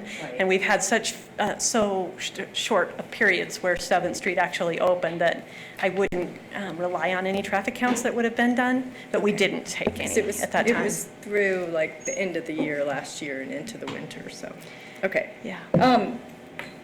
Let's see, and then you did talk about expressing concerns. I guess that was before I was on council, because I don't remember any expressed concerns yes, being put out. And I did quite a bit of research on the shared streets. I saw that. And so just wondering if you have done research on those and seen some of the benefits that are shown to the shared street environments for what they can do as far as safety and economic development to an area like that. Yeah. So thank you for sending that to me. I really appreciate it. I did read through it. Okay. And I did see this section about safety. And, they did say that accidents were reduced, I believe, for smaller, lower volume or less critical accidents were reduced by 25%, and that critical accidents were reduced by 50%. But from what I read, I believe that they were comparing it to, an original open street, like an asphalt street. Right. So that raising the grade and creating the shared space actually reduced accidents from the open street. Okay. And I would agree. I think that's true. Okay. What I would say, though, is that if we keep the space closed, it's not a reduction of vehicular and pedestrian accidents, it's an elimination of vehicular and pedestrian accidents. So if you don't have the vehicle interaction there are no pedestrian vehicle accidents. We may have trip and fall accidents, but we won't even have an accident rate to reduce. And I understand that, but in the history of 7th Street, it's always been a local connection underneath there. So my question too is, how do you feel about if we close the street, we're pushing more cars onto 8th? It's our busiest pedestrian intersection. Do you have concerns about increasing the frustration of vehicle and pedestrian intersection at the 8th and Grand intersection? I do. I believe that's what we have today. That 7th Street's been closed for a long time, and that people are frustrated at 8th, people are frustrated at 9th, they're frustrated at 14th. I think that we are planning that study with RAFTA. We're in that process of developing that. And part of that was to look at the level of service and the level of delay at both Grand Avenue and other intersections along 8th Street all the way to Midland. And hopefully to come up with some suggestions about how we might mitigate some of that congestion and delay. Okay. Ultimately, the state controls the signals along Grand Avenue. And like I said earlier, congestion and volumes are increasing. And they don't have a lot of options for our side streets unless they impact the flow on State Highway 82. And for us, it's not good in either scenario. If they were to break traffic more often on State Highway 82, it just means that we have more vehicles that are waiting in lines and, polluting our air while they're waiting to clear our signals. And on the other side, people do get frustrated on our side streets. And when they get frustrated on our side streets, they're looking for any way around. You saw it during the Grand Avenue Bridge. We had people driving up on Palmer looking for a way through the city. Yep. Okay. Thank you. Yes. Thanks, Terry. Councilor Sept. If we did open it up to traffic, would you be putting more stop signs in that area? Would we reduce the speed limit for that particular part of the road? What are you thinking as far as that goes, or what is the city thinking on how to slow down that traffic? Steve Davis and I were walking that area, and he suggested some stop sign locations, which I actually thought were a good idea. Ahead of the bridge and after the bridge, sort of within that shadow area, to try to get vehicles to feel a little bit off balance. The stop signs aren't even, they don't represent an intersection very well. And so I think that that's one suggestion, to slow the vehicles down. Plus, I still believe that, if we were to open it, we've got people walking through, the road is narrow, the road is curved, we've got landscaping in close proximity. Hopefully we have bicycles using the area. It will never feel like the arterial it once was. It'll always feel like you're down there trying to work your way through, a parade crowd or something. So in terms of changing the speed limit, we could, but right now I don't know that it would be necessary. And do you know what kind of accident rates we have pedestrian car on 8th and Grand and 8th and Colorado and 8th and... I'm thinking of all those different streets where I'm just watching narrow things of people trying to push in, and in particular, when I look at the library, what's the street on the Cooper? Sorry, Cooper, thank you. Mind blank. So Cooper, I've seen quite a few different times where Cooper and 8th and all different directions where people are almost hit and cars are trying to push out in that traffic. So I'm just curious of what you've seen accident-wise or incident-wise. I don't have the accident reports, and so I don't have a number for you, but I would say, hearsay, it's one of the things that we talk about a lot, that people get so anxious on the side streets that they try to make their way across pedestrians there. Right. And, I think, again, it comes down to the, people that are unfamiliar with our city, and they're just looking to the other side of the street and seeing where they want to go, and maybe stepping off that curb without knowing to look over your shoulder and make sure nobody's going to run you over. So I think that I hear a lot about that. I'd have to come up with the accident reports to give you an exact number. Okay, thanks. Councilor Hershey. Terry, I apologize if I ask a question that Mr. Hanlon accuses me of, or Mr. Willman, of being like a lawyer question, like when did you stop beating your wife? But no problem. You know this project better than anyone, and I was in Deborah's office today, and I see a picture of what is a street. This was designed as a street, but then it sort of changed. If we're going to spend millions of dollars, and the Goulds behind you are engineering a street and putting down pavement and engineering it as a street, it would have cost a less, correct, if it wasn't a street. So my question is, why during this process, as it was being engineered and built, now we're at the point where we can't use it as a street? I don't understand. And that it's not safe as a street. I would say that it obviously can be used as a street and was designed to be used as a street. The difference between those sections is that, in the pedestrian areas, those pavers are sand set. In the street, they're set in mortar and they have a concrete bed, so they can take, heavier loads, which, that's very intentional. It absolutely costs more. I don't have the exact number, but that's true. I think it absolutely, the decision lies with you guys. I think from a staff standpoint, both from the police department and the engineering department, we will absolutely do whatever you ask and make this as safe as we possibly can. So I wouldn't say that it can't be one way or the other. You're welcome. Councilwoman. Terry, one of the problems that clearly happens, and we sit on Tuesday night when the downtown markets on 9th Street is closed. I think that's the worst time, and my office is right down there, and I often go out that way. And when I leave the office on Tuesday night, I forget the market's there, then I got to turn around and try to get out and get over to the courthouse if I'm going there. But it seems to me the problem at 8th and Grand with the traffic, which causes that backup, is that people are waiting to turn right because people are walking across the street. Can we get CDOT to stop that pedestrian traffic? If they want to cross the street, they got to go to the south side of the street or go underneath the bridge. Can we get CDOT to cooperate? Absolutely. They would love to eliminate that pedestrian movement. During the Grand Avenue Bridge process, CDOT has at least one person that I'm aware of that is very concerned about pedestrians. So she went out and counted the number of pedestrians on a summer afternoon and determined that that crosswalk had the highest number of pedestrians at any crosswalk that she'd counted in the state. And she considered that crosswalk and that pedestrian movement very important.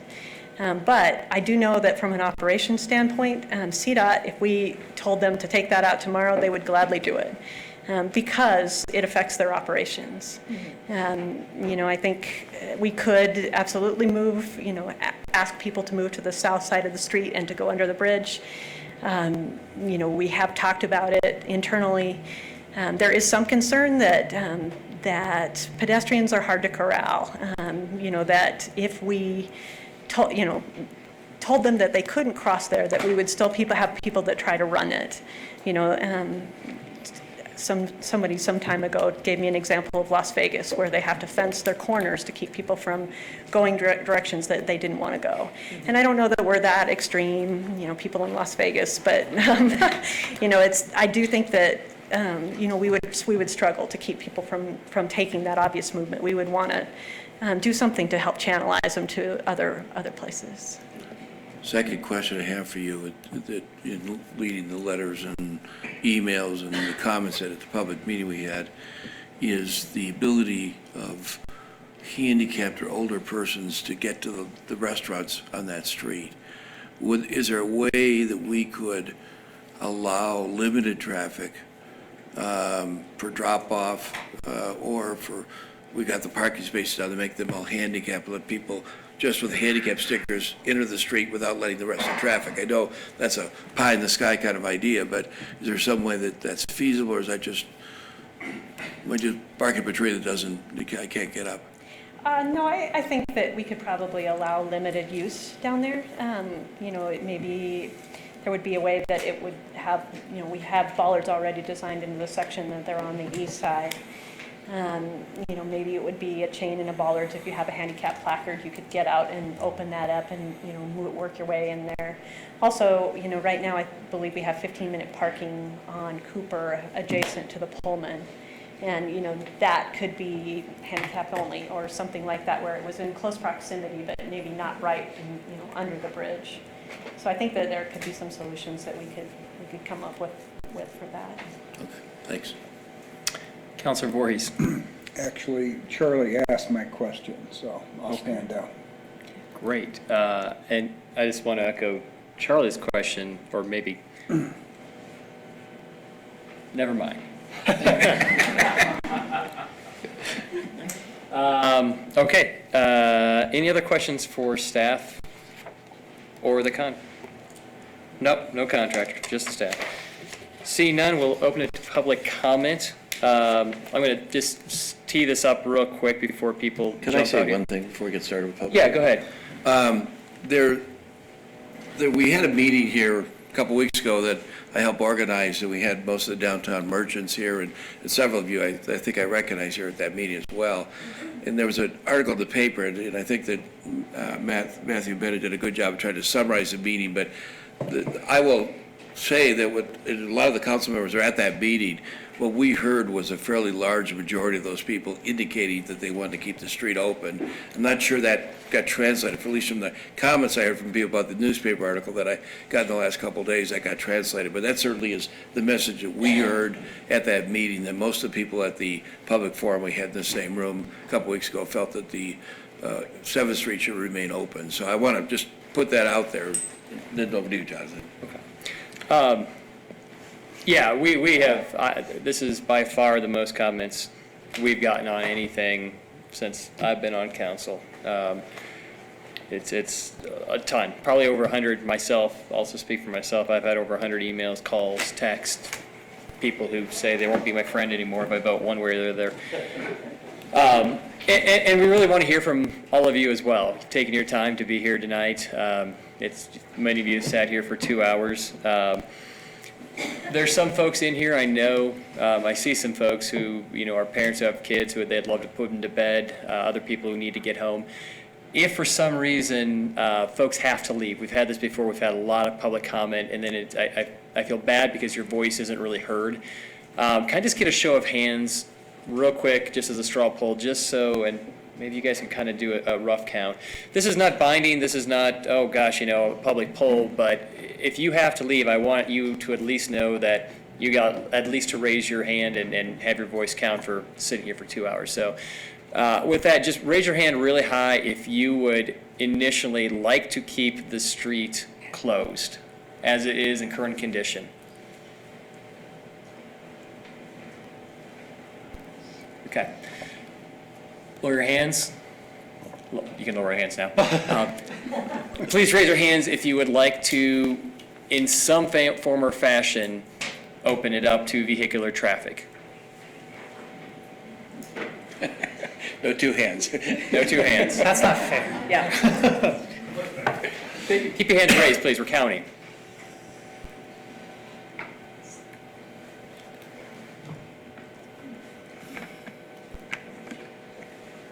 Thank you. And so I'm not even keeping count. We don't need to announce the total. I want to make sure everybody's voice is heard. I would ask, just because we have so many people here, if you are representing a group, you have a couple of people who work in your business, your husband and wife team who actually agree on this topic.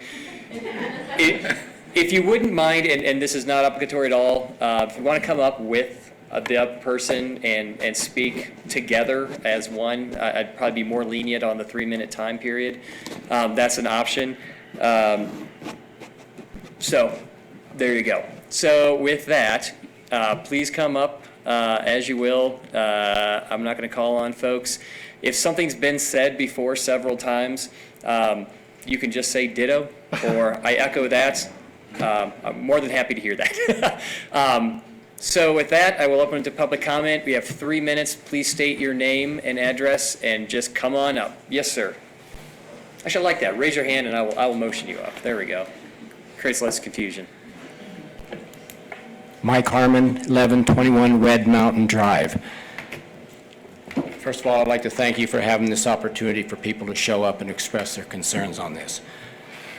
I'm not real sure why we're here doing this, because it was designed, engineered, and constructed to be an open street. I don't know what impact, cost-wise, that difference is, but it's done, it's paid for to be an open street. When the pedestrian bridge was put in a couple years ago, the elevators were installed because there was no other access, because it was going to be an open street, and that was definitely an additional cost. I'm not saying that wasn't a bad idea to have that, but it's an ongoing cost too. There's always the cost factors. I am definitely in favor of keeping that street open for the reasons I've just said. And for us not to even give it a chance, we're waiting until the 11th hour at 11:59 in the 11th hour to make this decision. doesn't sit well with me personally, and all my views are strictly mine. I've not talked to anybody else on this, but I'm very adamant about at least give it a chance. I don't care if the speed limit's only 10 miles an hour. It probably needs to be. And if it was closed, I wonder what's going to happen from Cooper to the crossway by the elevators. How many people are going to be in there? And I realize what we've seen right now is we just finished our Memorial to Labor Day traffic, and that's all we've got to go on. We haven't given a chance. And I know there's 2 places in there for the gentleman that owns the property where Colorado Ranch House, and I'm not sure if he still owns the Riviera building or not. I think that's got to be open access to him, and how are you going to monitor having him and the bail bondsman down the street next to Slope and Hatch? That's got to be left open. It just seems like it's raising more problems than you really want to deal with. Give it a chance. I mean, it was built that way. Thank you. Thanks. Yes, Steve? I'm going to do... Okay. Bob Noon, 1031 Cooper. So we keep it very brief. I think we've got a jewel of a public improvement on 7th Street. It is drawing pedestrian attention. It's aesthetically beautiful. I think we need to keep it an open space without traffic where people can connect with other people, not have an opportunity for conflict with vehicles. So please keep vehicles off of 7th Street and encourage building community in that area. Thank you. Thank you, Bob.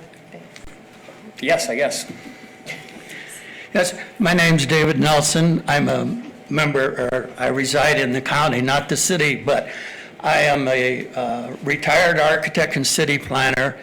Many, many years ago, I was involved with the development of the Boulder Mall, which I believe a lot of you are familiar with. The merchants were against it 1,000%, but the city made the decision to go ahead with it. Very seldom does a city anywhere in the United States have an opportunity to make either major or minor changes to their downtown environment. The fact that Glenwood Springs, created a new highway, and the citizens survived, and the residents survived, and everybody did. And it's a beautiful new highway, right through the downtown. That space, again, very seldom do cities in the United States get a chance to make either minor or major changes to their downtown areas.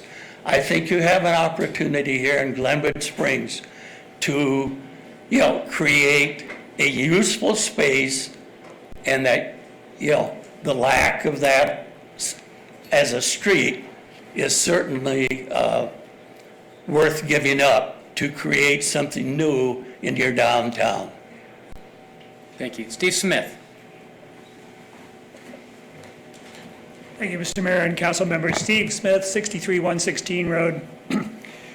Glenwood Springs Bicycle Advocates strongly encourage the city council to keep 7th Street open to bicycle riding in particular at all times through the length of the street, including the new Esplanade area.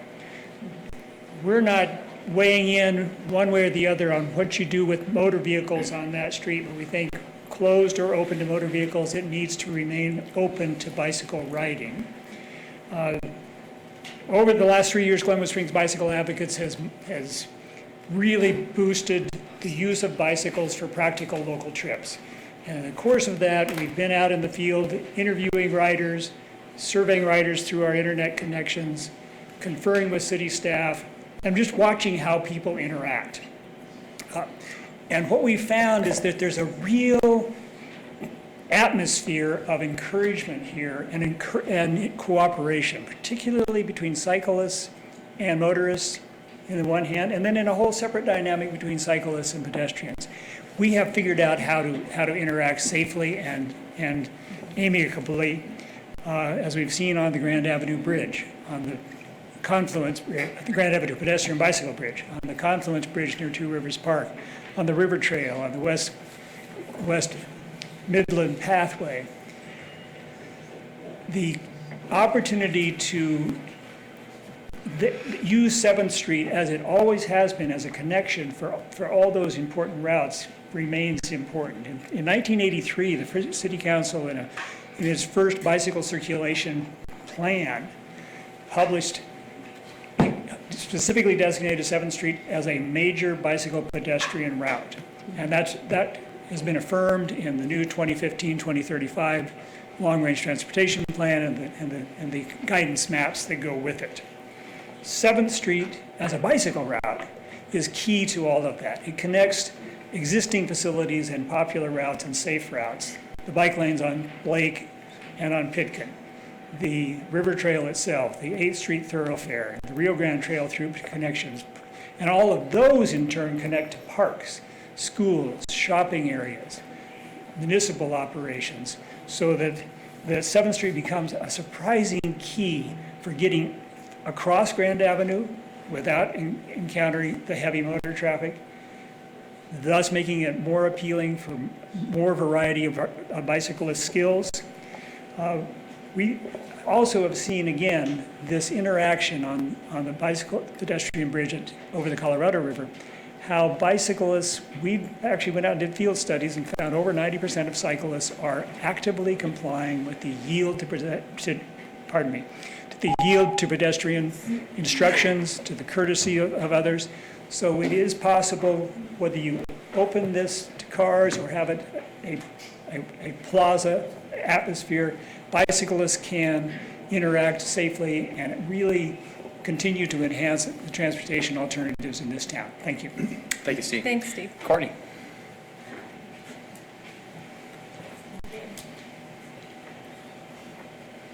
Hi, Courtney Madden, 1121 Blake. I just came to say, please keep the road open. I have lived on 11th and Blake for 16 years, actually 17 this week, and we need that street. So much of the traffic that's moving through town is not people who live downtown. And for those of us who live downtown, we need that street. I used to be able to enter 11th Street most of the day, except right at rush hour. Now I can't turn left on 11th Street anytime after 2 in the afternoon without the traffic coming to a full stop. And I live on Blake, and a lot of people are taking Blake just to get to the bridge, because they're cutting up 9th and they're cutting up 8th, and it's blocking the fire station because they get backed up on 8th, and those aren't local people trying to get to the other side of Grand. It's a safe way for motorists to get from one side of Grand Avenue to the other side if they have a short errand downtown and they're not trying to access the bridge. It's not going to be a whole bunch of cars on 7th. They're all trying to get out of town. They're trying to go to Newcastle and Silt and Rifle and get over that bridge. And so that is a really good way for those of us who live downtown to get through that street. And we spent the money to make it a street, and we were promised all along that it would be a street. All the people downtown, we, sat through all the construction just like everybody else, but it really affected our neighborhoods. We have a lot of things that affect the quality of living in the downtown. And I think we need that street open. Thank you. Thank you. Courtney. Thanks. Yes, ma'am. In the front row. The front row. Denise Hussein, 820 Lincoln Avenue, 48-year resident. I sent all of you an email this morning. Hopefully most of you had the opportunity to read that. Thank you, I appreciate that. Yeah. Ditto what Courtney just said. 7th Street is a very important mobility asset in this town for the local residents. And it's the only grade-separated option to get from one side of Grand to the other. It's critical. It's a critical artery for the local residents.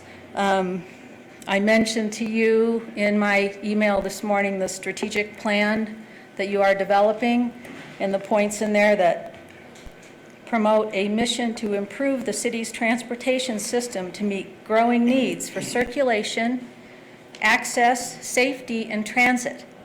The long-range transportation plan recommends the improvement of vehicular circulation, connectivity, expanding existing, and adding new facilities to complete the system gaps. I don't see how closing 7th Street would accomplish either of those goals. Thank you. Thank you. Thanks, Denise. And thank you, Denise, for the email. Yes, ma'am, over here.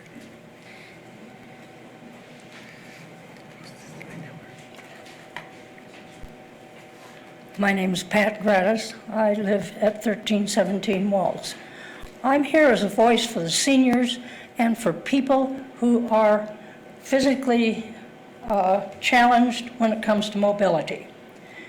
I belong to one group that meets once a month, and we go to the local restaurants. And there are like 18 or 20 ladies that go to the restaurant. We've had to cut out 15 restaurants here in downtown because we have to walk too far. It's important that we can drop people off at a restaurant and not have to take our business elsewhere. We'd like to go downtown, but we can't. Some of the people are not physically mobile to walk any distance at all. And I feel that that street, if we leave it open, it's going to cut down on that terrible traffic at the 8th Street Bridge. You have to wait through 2 cycles most of the time to get across Grand Avenue.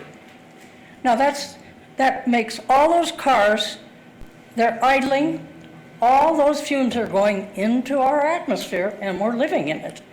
And I feel that we need to keep that street open so that it's accessible for people who are not as mobile as some of the rest of us are, and that we can cut down on some of the pollution that we're creating with having these cars idling and idling and idling through and backing up, as someone just said, in front of the fire station.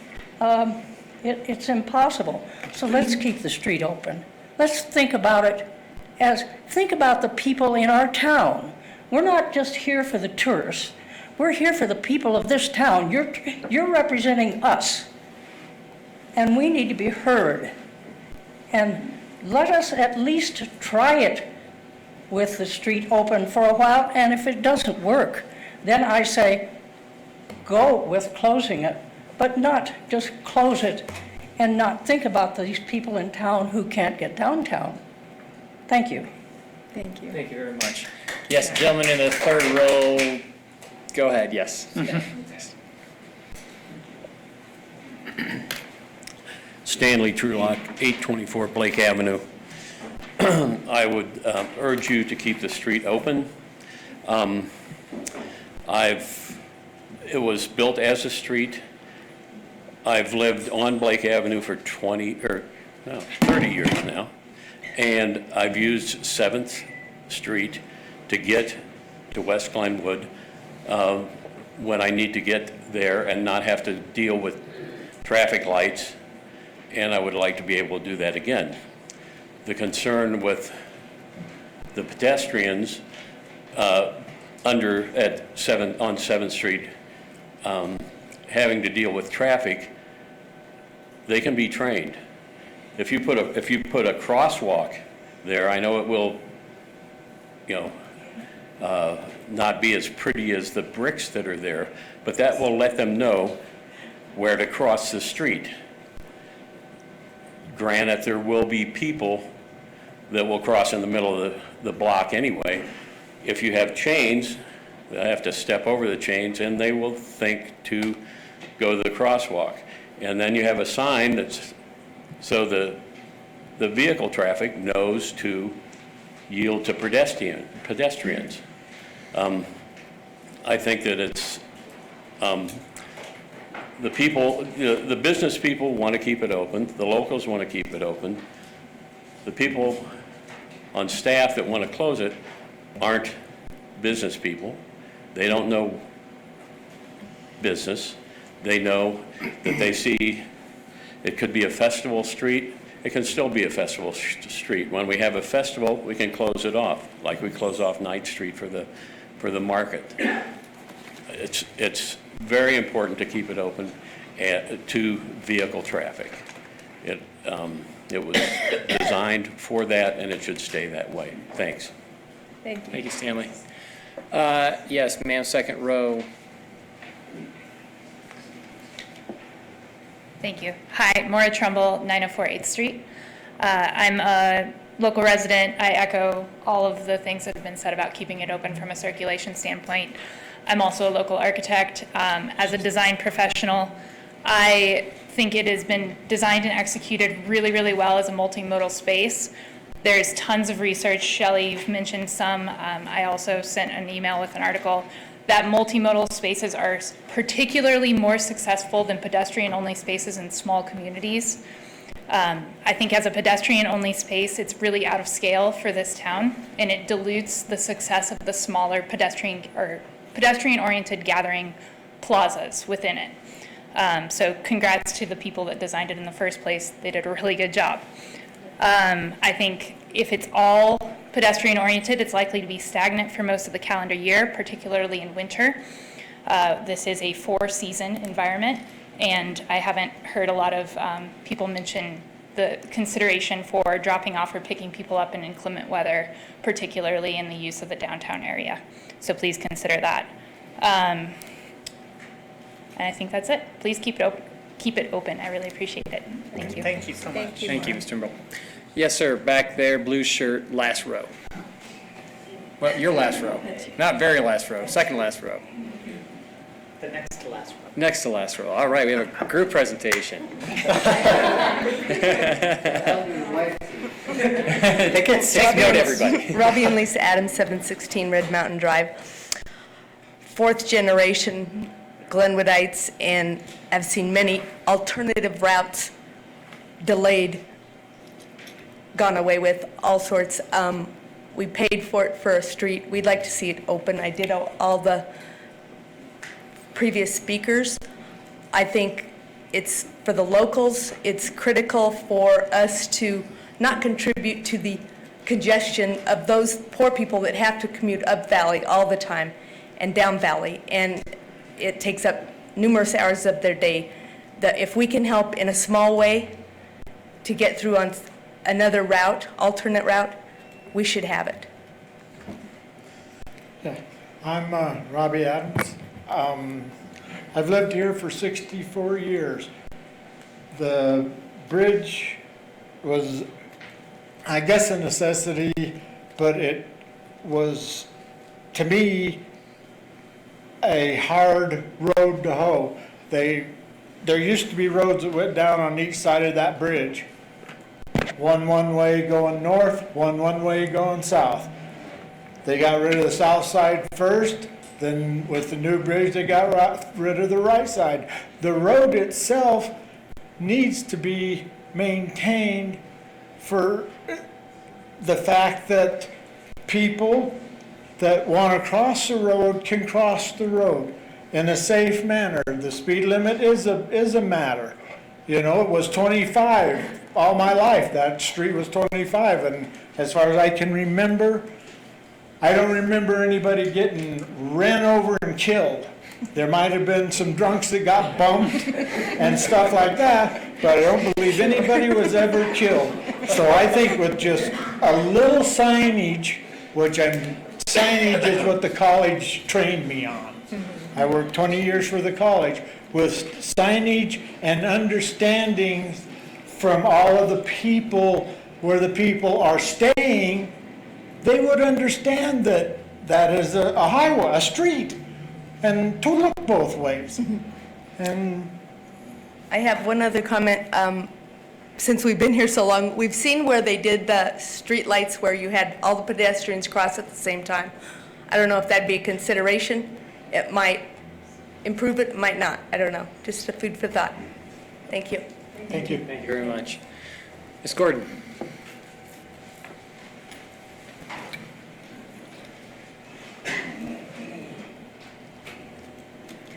My name is Sarah Gordon. I live at 4009 Sky Ranch Drive.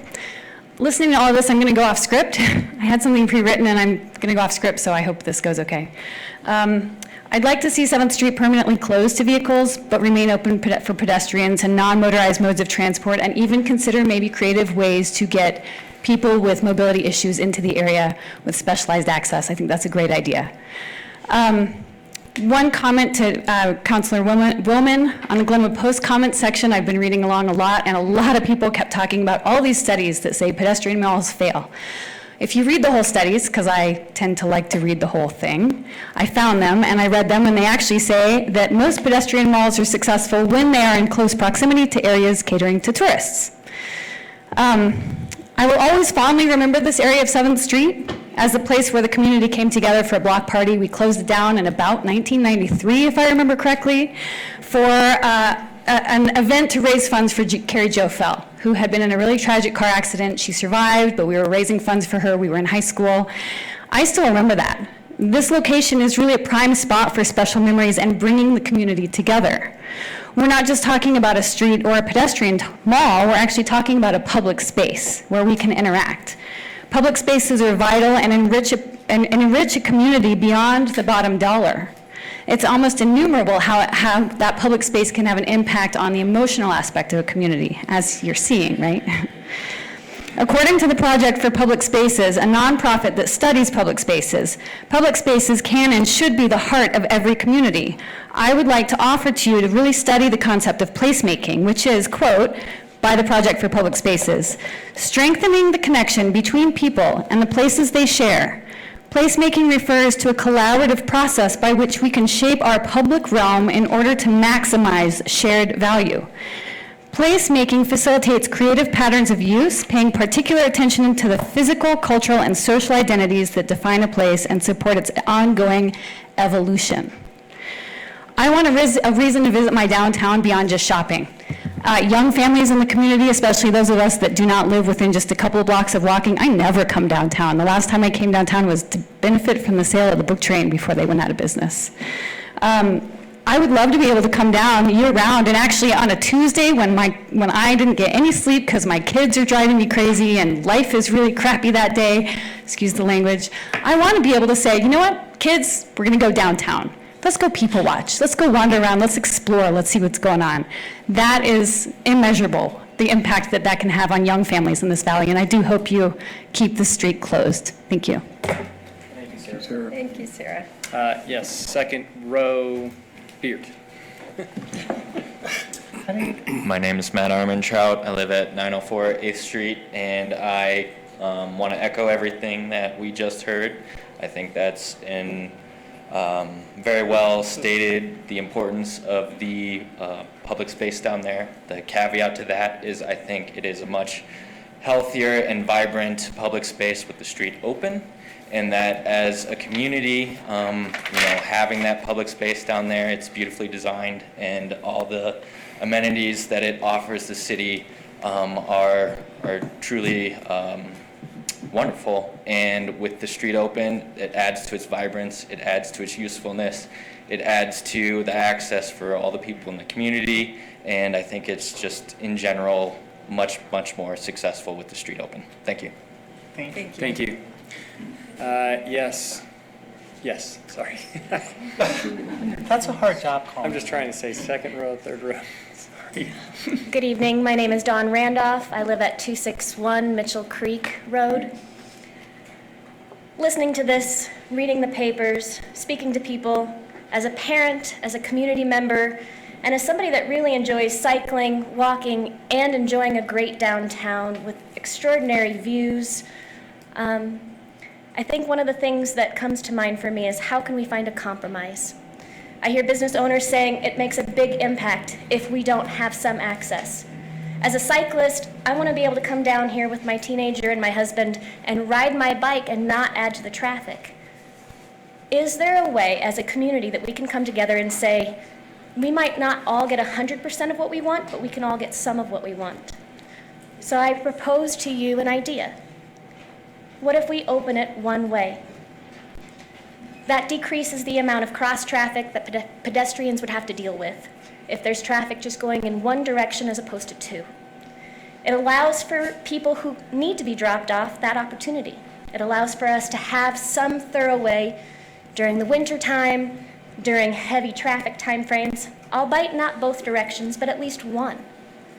It doesn't cut this off for people that are really feeling and sensing that their economic stability is dependent on this, but it also would give us the opportunity to create an actual bike lane. We have bike trails, we have bike paths. How many of our streets have viable, very clearly marked biking lanes in our downtown? It also gives us the opportunity to expand our sidewalk presence. It is important. We do want festivals there. We do want farmers markets there. We want concerts there. Glenwood downtown has an opportunity to become a place that people go to on the weekends to have fun. As somebody who's only lived here for 4 years, it's one of the things I think has been missing here. You can go to many other communities and they have a vibrant downtown. But shutting down this road full, I think goes against what most people are saying. So I think instead of going one side or the other, can we find a place to meet in the middle? Can we make sure that we have plenty of stop signs, crosswalks, signage, and bike and pedestrian lanes that are clearly marked, and traffic rules, as well as follow through with police department to maintain speed limits that would provide safe opportunities for some minimal level of traffic. It doesn't need to be a lot. It takes away the opportunity to have to enforce whether you have a handicap parking license or not, but gives trucks the opportunity to drop off what they need at places. It gives people the opportunity to drop off their grandparents. And it also gives an opportunity for us to have this awesome downtown place that we shut down the road during events. Thank you for your time. Thanks. Thanks, Don. Blue shirt, third row. Oh, Mike. Mike, sorry, you're slouching. Who is that? Mike Mercatoris. I don't actually live in Glenwood Springs, but I've been restauranting here for a long time, most of my adult life now. With Zhang Asian Bistro, Grind, we designed and built the Riviera Supper Club. So we've had Grind originally where Slope and Hatch was, moved it across the street, and now it's in its current location. So I probably have spent more time than most people in this room staring at 7th Street. So, you know, I came here with all the economic reasons and all the things for, you know, speak for the business community. Charlie, thank you for acknowledging that it was not correct in the paper. I think we can all agree on that. But what really resonated with me was something Steve was talking about when he was saying, thank you for putting that extra security down there. Thanksgiving, before bridge construction, when we owned the Riviera, our chef was assaulted in the restaurant at midnight and beat unconscious and left in the dining room. The guys who did it were walking out of the restaurant with a milk crate full of booze. It was called in by a motorist going by at midnight, where there's no security, there's no nothing in downtown. That motorist said, hey, that's kind of funny that these guys are walking out. The police were able to get downtown. They were able to drive right up in front of the Riviera Supper Club, get an ambulance in front of the Riviera Supper Club to help our chef. And the guys were dumb enough to actually come back for a second round, and the police were waiting for them. So as far as safety is concerned, there is a big consideration for after 10 o'clock too, to have traffic on the street and have people going through there and having witnesses, I guess is what I'm saying. So I want to see it open. It needs to be open. It's a street. We designed it that way with Leslie Bethel from the beginning. It's always been that way. You can open it, and if everything is horrible, you can close it. You have the opportunity to do that. But I think the business community and the rest of us would agree that it needs to be open. So thank you. Thank you. Thank you very much. Yes. Oh, yes. You know who I'm talking to.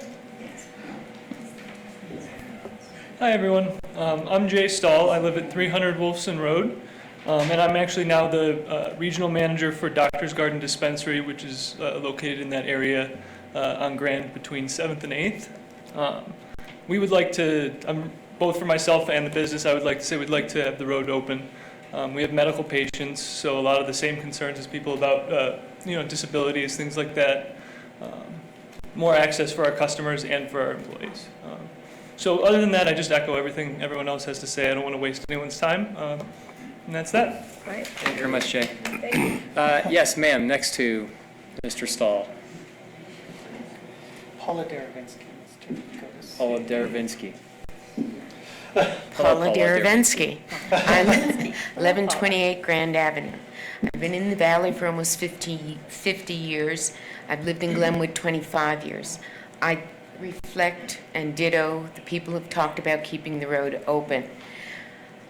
I don't think our tourists are quite so stupid as not to be able to follow some signage, especially if it's a slower moving vehicle. But one of the things that's happened since I've moved into town is the closing of a lot of streets. We're accommodating the folks who have to commute further than we do. We're accommodating the tourists if we close this off completely. I think the woman who said there's some place in the middle we can probably work, and I think there is. I think the street can be closed for special events. We've been very successful on 9th Street. We're accommodating everybody else, but what about those of us who live in the downtown area? When I first moved down here, there wasn't any traffic on Grand Avenue. Traffic is backed up now. We have already an obsolete bridge. We have a CDOT that has not been able to figure out how to coordinate the lights here. From early in the morning when I was working up Valley to after 7, 8 o'clock here in the summer. We've got a problem that is bigger than just this bridge, and by closing the whole town down is not going to address it. So I do hope you'll consider keeping the bridge open. Let's see if it can work. Let's see where we can make adjustments and move on. Thank you for letting us speak. Thank you, Paula. Thank you, Paula.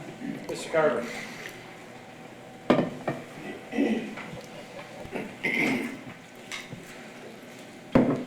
Good evening again. I'm Steve Carver, the chairman of the DDA, and my wife and I own the Hotel Denver and Brew Pub at the other end of 7th Street, and I've been on the DDA for 6 years. It's been a part of the project dealing with 7th Street and the bridge.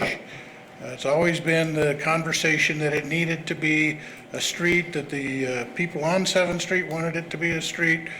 It was the direction that the DDA was given. It was discussed with council throughout that 6-year period and designed that way. It specifically has the curve in it as a traffic calming mechanism, and I happen to have a little road up in Redstone that has all sorts of traffic calming on it. So I've learned a lot about that recently, and it works. It really slows people down. I think that's important to keep in mind. One of the other things that the DDA learned early on is that the pedestrian malls generally don't work. I've heard the pros and cons sitting in the audience about they do work in tourist communities. They don't work.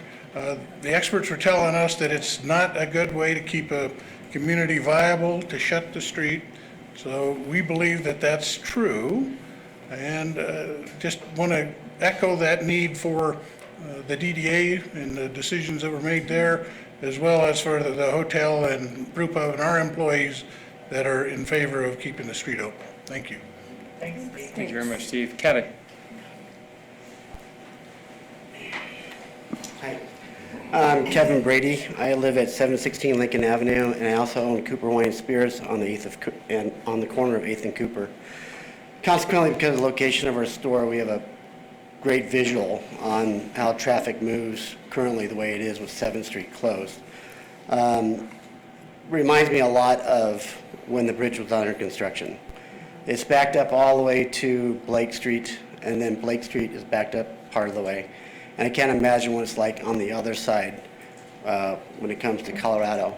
The thing that Shelley mentioned about the pedestrian danger on 8th Street, that's not a myth. That's actually very real. We've seen many cars actually run the stop sign and not even bother to wait. We've had cars backed up to the intersection, and then the guy that's got to come in there because he knows it's his next turn, but he wants to make sure he gets that next turn, so he comes into the middle of the intersection, nearly hitting 2 women that were walking across the intersection. I think we're giving one for the other. I don't think that we built 8th Street connection to close 7th Street. The other thing I'd like to say is I'm really sorry that people can't find other reasons to come downtown. I know the traffic situation is the biggest reason why people don't come downtown. If we don't open up 7th Street, that traffic congestion is going to continue. This theory about downtown being always crowded will continue. It's over a short period of time. The construction of that area is magnificent. We have 20-foot wide sidewalks. It's actually a mixed-use space now, if you look at it. We have 20-foot sidewalks on each side of the street.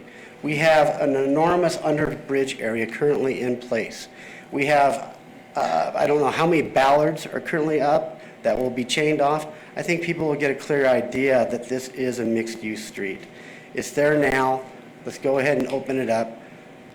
I could use the traffic because for our business, I think I speak for Chrissy as well from Colorado Ranch House, as well as Cece and David from Juicy Lucy's, because we've been having conversations, is that we have no problem with the idea of special events. We think that would be a great viable piece, especially during the season that it can best work. I'll tell you right now, as Cooper Hawaiian Spirits, we will also do whatever we can to help promote downtown, to promote events through sponsorship and through our connections in the community. Thank you. Yes, sir. Oh, Sam. Solomon Liston, 716 Palmer. I'm also going to be speaking on behalf of my parents, Ron and Sheila Liston, at 918 Cooper. They've been there 35 years-ish, living in the valley long before that. In general, we're support of the open of 7th Street, as it was promised to us at the end, been very patient during that time. But what I wanted to contribute is today I had a meeting with the an event community here in Glenwood Springs that's forming, trying to coordinate all the events going on, not just for the tourist sake, but for the local sake. I really appreciate, I think, Voorhees, you said about, really building the community for the citizens. And I believe that when we do that, tourists enjoy it all that much more because of the authenticity behind it. So thank you for that. The group that I met with today was very much in support of having events down there on 7th Street and very excited about utilizing that space in event capacity and thrilled. And that's why I fully support, partial closure, special event closure, but for the fluidity of the traffic and release of the town and convenience of getting around. I support everything that was said, especially ditto to what Kevin said regarding to the already community space underneath the bridge and on the far side next to the railroad tracks. And that is absolutely exquisite space to be able to engage with pedestrian-only area and just keeping the road where it is currently located. So there was a time when the wing streets were wide open and there's traffic buzzing around all that, and none of that was a community space. So I'm very proud of the design that is there today and grateful to call it my home. Great, thanks. Lee.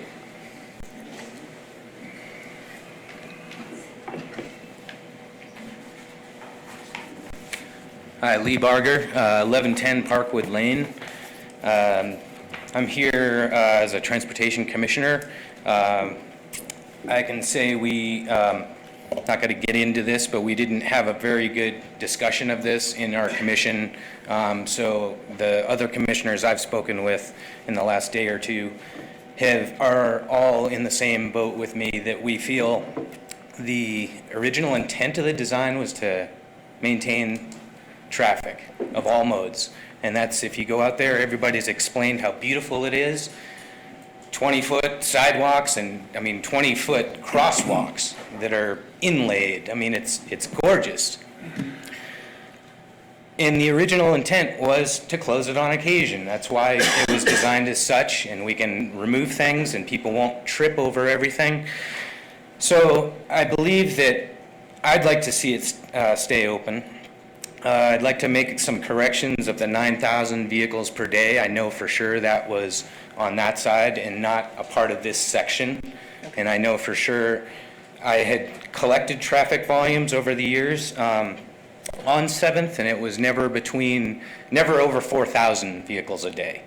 And this was, midweek, summertime type of conditions.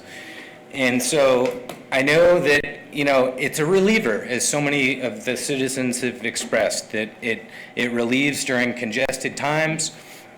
and it can be closed down for those quiet times if we decide to, and we can use it as an experiment to, when we do close it down, how bad does it affect things? Well, maybe we'll close it down every Friday night or what have you, but there may be some, reasons to look at that in the future. But the intent that Leslie Bethel brought before the DDA and hired a whole bunch of consultants to come together and give us what we see now under there, that was, always had cars going alongside people, and it always had bikes as well. So I guess the concerns I have after going down there and seeing it, if you do close it, we lose 8 more parking spaces, which we're struggling with parking already. If we do let it open and, let it be a mixed use, multimodal, the concern is at night with the chains. I just feel like those could be, people won't see the chains if they're not in lit areas that are all connecting the bollards and are all basically forming the cattle, grates to get people so they don't, cross in the wrong area. And so that's a concern I see, but please, I urge you to keep it open and fulfill the original design intent. All right. Thank you. Thanks. Thanks, Lee. Yes, Ms. Reynolds. Hi, Diane Reynolds, 1215 Blake Avenue. I've been listening to a lot of comments here tonight, and I would ask for us all to consider, are we simply driving down Glenwood? I would ask each of us to examine, is there anyone here that would willingly move their residence to Grand Avenue? Just curious. Is there anyone that would want to move and live on Grand Avenue? Hey, Diane, excuse me. This is not a poll. Okay. Thank you. So then, following up on that, traffic studies, those do not really tell the whole story. Living curbside on a trafficked street, which I live on Blake Avenue, we endure motorist trips all day long until 10 at night easily. With 7th Street being closed, we eliminated a lot of the early morning traffic, which was driven from exit 114, rolling down Midland Avenue, across 7th Street and up Blake, because they wanted to get to work in a comfortable manner. A residence and a lifestyle is diminished with traffic. There's been over 13 homes on Grand Avenue that have been lost between just like 10th and 13th. They could no longer take the volume of traffic that Grand Avenue pushed on them. So are we simply opening up more and more roadways to traffic?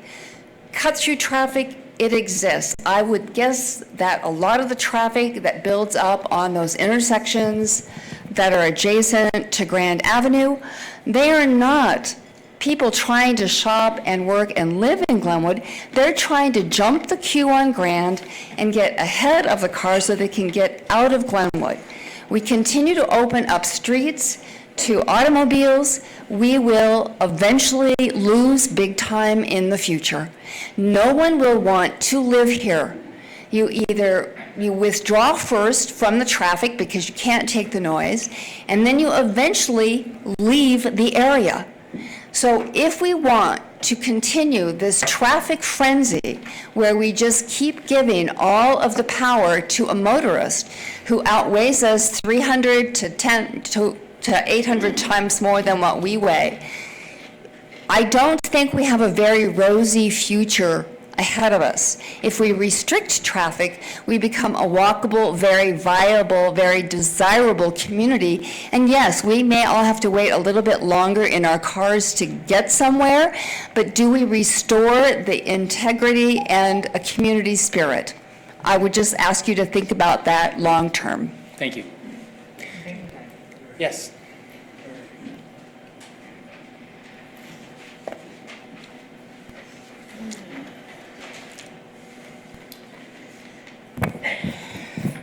I'm Cheryl Kane.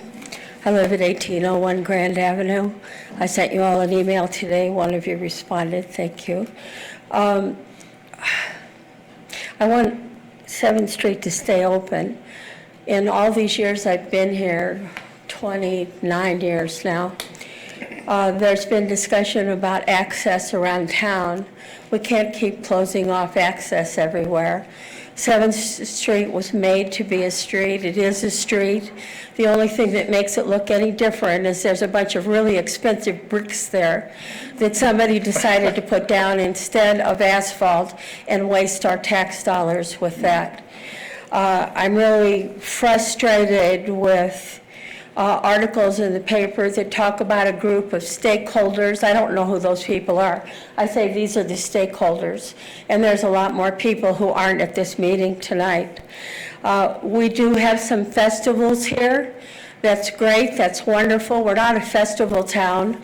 We close off streets occasionally to have a pancake breakfast or the farmer's market. We have Two Rivers Park, we have Sayre Park.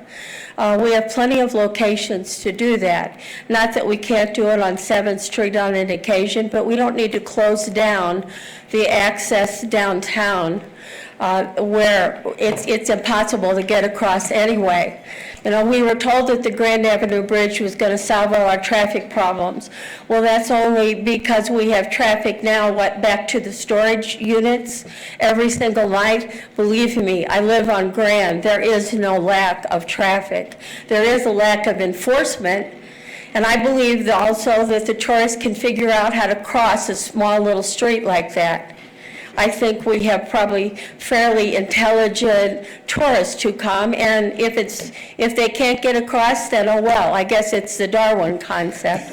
But we don't need to, you know, and all these traffic numbers, 5,000, 9,000, whatever. I heard 100 different traffic numbers with the Grand Avenue justification.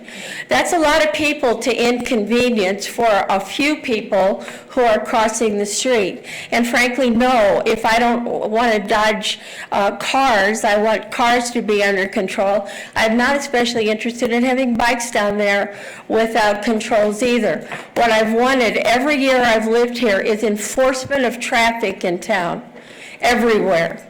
Whether it's on Blake or Grand or Colorado or Cooper, I don't care. I want traffic enforcement. And there is basically none. And that's a good place to start. And I don't want to lose any more parking places. You drive around downtown and for 30 minutes in order to find a parking place. I know my time is up, but the last thing I want to encourage you to do is please either upgrade the sound system or talk into the speakers better. People can't hear what's being said, and when you try to listen on TV, it can't be heard either. I've asked that another 100 times. It'd be nice if the constituents could hear what's going on here. And Catherine, don't Thank we you. still have those listening devices? Okay. We do have listening devices if anybody ever has to ask for one. My mom uses them if she ever comes here. They work. Thank you for that feedback also at the end as well, Cheryl. Anybody else want to say something unique that we haven't heard before? Or just speak because you should. Mike, go ahead.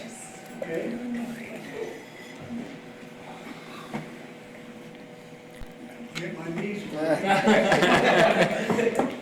Hurry up, you're getting into your 3 minutes. Oh, thank you. I'm here, Michael Blair is my name, I live on Sprucewood Lane in Glenwood Springs. I'm here to support and demand that 7th Street be kept open because of several good reasons. The many dozens that have already been stated here, which I won't even try to repeat, but I think they're all well stated, and I support them all. And I support all those that are going to speak for keeping the street open, whatever they're going to say. But I do have to add a couple of things. One, I'm really concerned that in the last 3 or 4 years, and I've been sort of involved in following the project along as it was first started, an agreement was made that the street would be kept open. And the design has been changed, and we've been making improvements and so forth. The sidewalk for the restaurants got widened, and I thought that was a neat idea to give them more chair space and let the folks dine outside. But now we seem to want to make the street a part of the ambiance for the downtown people and even the restaurants, which I understand, and all that area across the street. But I think it's a disservice to the citizens and the users of the streets in this city to suddenly, at the last minute, decide that maybe the street needs to be closed. That seems to be a disservice and very unfair to people. And I know this council doesn't have a part in those earlier agreements, but they were made. So the street should be kept open. And as far as having a nice mall-type place and a gathering place, I appreciate that and understand it as a land use planner, which I have been for too long and too many years. I understand that, and I would like to see a lot of that. But in referring to the Boulder Mall, I was going to graduate school there when that first got started, and I was afraid for my life because they were throwing rocks and threatening to shoot at people and everything else.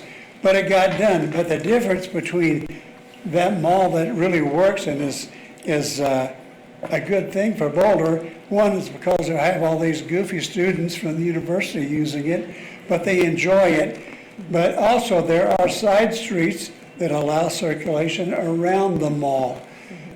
Glenwood doesn't have the room for that.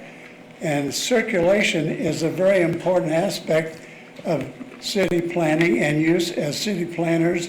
And traffic engineers always like to say circulation is very important.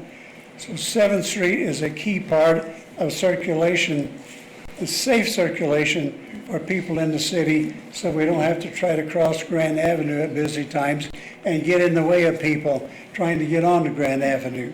So bless those hearts of those people who spoke up, and I didn't have to so much. Thank you for listening. Thank you, Mike. Mr. Martin.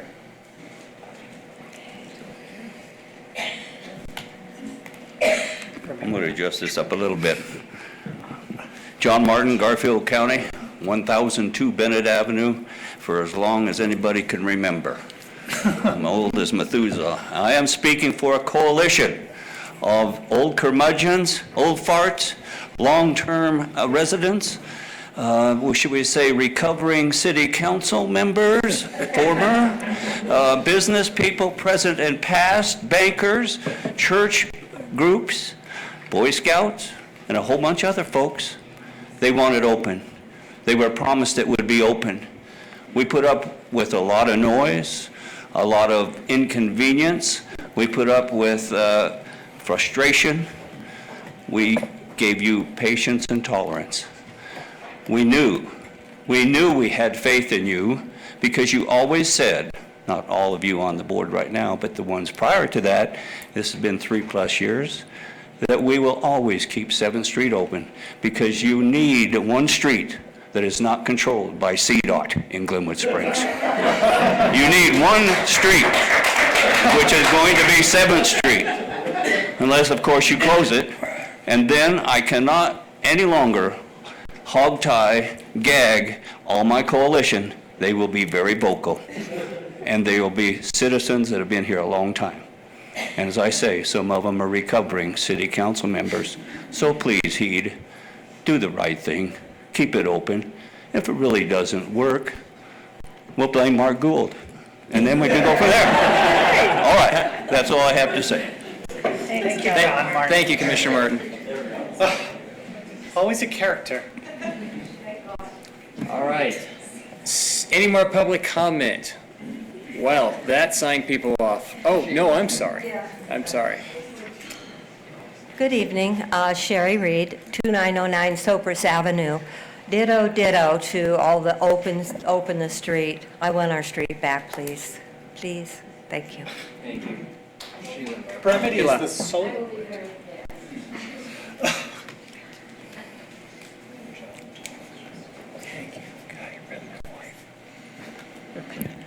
Sheila Markowitz, 824 Blake. I've lived on that street over 30 years, and I've watched the traffic change. And I haven't minded. The traffic has been busier during the time the street has closed. And I just have a feeling that once it's open again, it will level off. And when I am out there after the rush hour, whatever that might be, 6:37, that street gets very quiet again. It's not, I don't find it at 9, 10 o'clock crowded. I watch the people park there. They go out to dinner, they come back with their boxes of food, they take their cars away. It's really kind of nice, but I'm looking forward to that street being open again for all of us who live there to use it. And when the street has been closed, it's been tighter, and I'm really hoping that it is open again. Just thank you very much. Thank you very much. All right. John Toffer. My name is John Toffer. I represent 2165 County Road 154.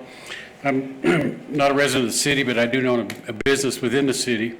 I sent you a letter or email this morning stating my opinion that we should keep this street open. It's a vital connection in our downtown corridor, and I think it really serves the local population very well. I'm also concerned about loss of parking downtown, which is kind of being reduced, seems like on a daily occasion. With the reconfiguration of the parking on Cooper Avenue, we've lost 7 to 8 spaces. Any further loss of parking, I think it would just be detrimental to the downtown.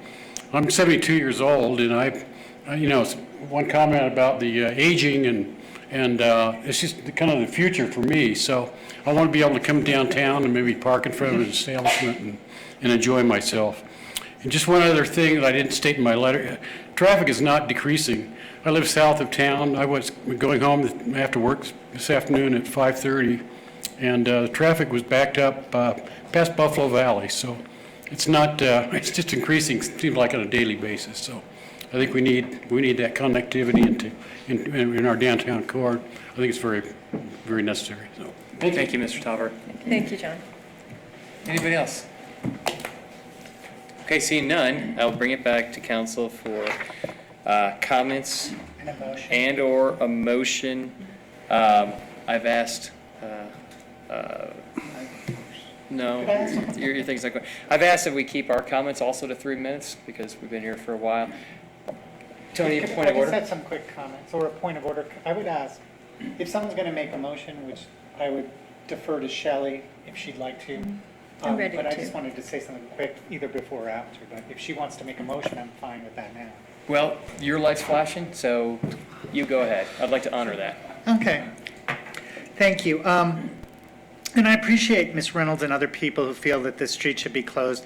I think, this country has lost the traffic battle. I will say that there are successful pedestrian malls. We only have to go 45 minutes to the south, and Aspen has a very successful pedestrian mall, but it's a totally different situation than we have on 7th Street. My concern is that, to activate this area, which is not a pedestrian mall, without vehicular traffic, this space is going to be dead, I'd say 7, 8, or 9 months a year. When there aren't special events and there aren't tourists here and it's cold, that traffic that brings people through there, that sees those businesses, that can park there, that can access that area. Talking to, for example, the owner of the ranch house, they've lost so much to-go business, and Mr. Mercatoris, I think, would agree, that not having that street open really hurts these businesses. This is key to them. And when you cut Cooper Avenue off, where where Mona Lisa is and those other stores and Kevin's store and Ken's businesses, you've divided it, and now we can't get through. And I think it's really hurt them. And I think you really have to think to yourself, and we heard from the business community, but how much damage this has done. I think other than Mr. Mercatoris, my office faces 7th Street, and I've seen a lot of changes there since 2005, where my office is. And I understand the traffic pattern has changed from Colorado to 7th, and then 8th Street is open, and that used to be, remember, when you had to go that way to go through that curve, where now we have, but 7th Street was always this release valve. It's important for, we've heard from elderly people. My mom is 83 years old. She wants to go. We went to the Pullman this weekend, and it took me for a while to park, and I had to drop her off, and then I had to go back. It's hard. I understand you know, that there are streets and there are busy streets. I've lived on First Avenue, New York. I've lived on La Cienega Boulevard in California. I've lived in Denver on a busy street. I would move in with Paula Deravinsky if she would have me on Grand Avenue. It's noisy. I live on Cooper, a block off of Grand. I hear the street. But, you know, my real estate agent, Paula, did not cover my eyes and goes, you're not near a street. You know, you live on a busy street. You live on Blake. You live on a feeder street. That's the way it is. You live on 7th or you live in this area and you need this for a feeder street. My biggest concern about this opening is safety. But we have an excellent police force. We can make it, and if this motion that comes includes a 10-mile-an-hour speed limit or a 15, and we have enforcement down there, this was designed as a street. Steve told you it was curved on purpose because we want traffic to go slow. Nobody's going to be going 50 miles an hour on that street. It's impossible with the bricks and with the narrow. It was designed. I understand the issues with tourists, but we can make sure that they're safe. Finally, if this doesn't work, if there is a problem and if, you know, we've had it closed on different times, then we can readdress it. Thank you, Mr. Godus. Thank you, Tony. You're serious about that 3 minutes? Thank you, Jonathan. I am serious. Well, I stopped. Wait, no, thank you very much. That's okay. Hey, what's good for the goose is good for the gander, right? Counselor Cobb. Okay, and I will keep my comments fairly short because pretty much everything that I want to say has been said tonight by people in favor of keeping the street open. I do definitely feel like there are several important reasons to keep it open. A lot of them have been stated here tonight. Let's let the project function as it was designed and envisioned by the DDA and by Leslie Bethel.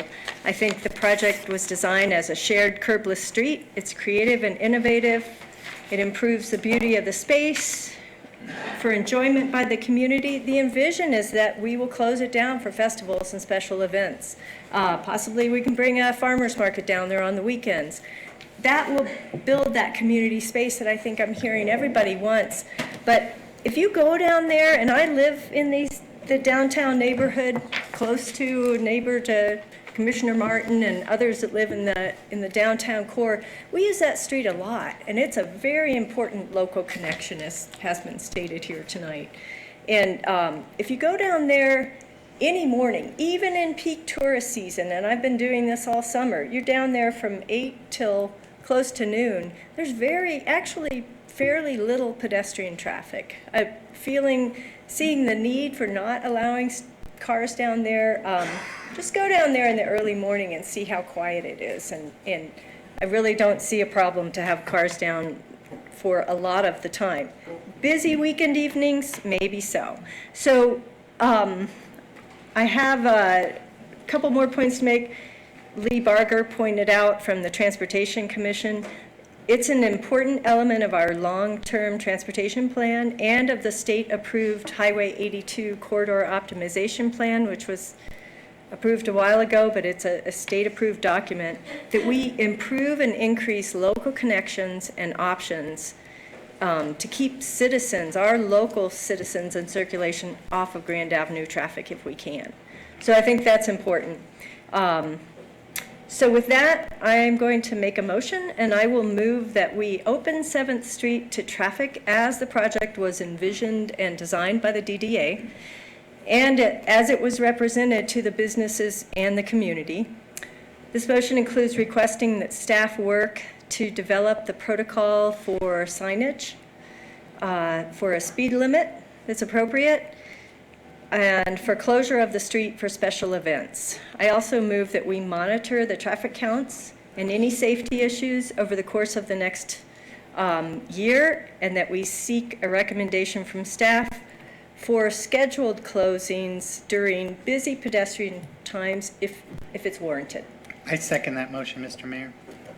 It's been moved by Shelley and seconded by Tony. Further discussion. Counselor Sept. It's interesting because I started off on this path and kind of looked at was the street designed correctly so that it could maintain the traffic that would have to go through. And I've spent a lot of time and learned a lot and do realize that it can support the traffic that we need. I do agree with Shelley that it should be opened. I would really like to consider whether or not we should look at summer weekends as part of that closure, just because of the amount of activity that does happen now that we do events through the weekend, and maybe that's something that staff can look at and give some suggestion on as the Friday to Sunday closure from Memorial Day into early September or something like that, so that if we really need that open at that, closed at that time because of the activity, I think we should follow staff's recommendation on that. And I think that's part of my motion. Right. that They would do that. But I do agree that it should be open to traffic with some calming devices. Thank you. Point of order for Shelley. For your motion, if this motion passes, are you suggesting this goes into effect tomorrow, or what is your time frame? Yes, It as soon as cannot. possible. Yeah, we have to Okay. stripe it. It's going to take a couple days no matter We're what. going to need signage, we're going to need recommendations, so. Possible though, Mr. Well, Mayor. I think we should open it and, the design is there, the function is there. Signage isn't there. Speed limit's not there. How long? If we need to add a speed limit sign, how long can that take? Well, if I may, I think I think the if you're details. asking for the staff to give recommendations, they can't make recommendations probably in the next 24 hours. But I want it open. I think the design is there and we Okay. should open There is the some project. striping that needs to go in, and if we were to add stop signs and/or a speed limit sign, it takes us a little bit of time to call for locates to be able to put those things in the ground. That's usually our longest delay. So it's at least, I think, 48 hours for locates and to get a sign in. So, And my motion Give does us 2 or not 3 include days. stop signs at this time unless those would be warranted at a later recommendation. they For would now- never be warranted Okay. under the MUTCD. They're not warranted. Point of- They, however, could be something that we have placed stop signs that are unwarranted. Right.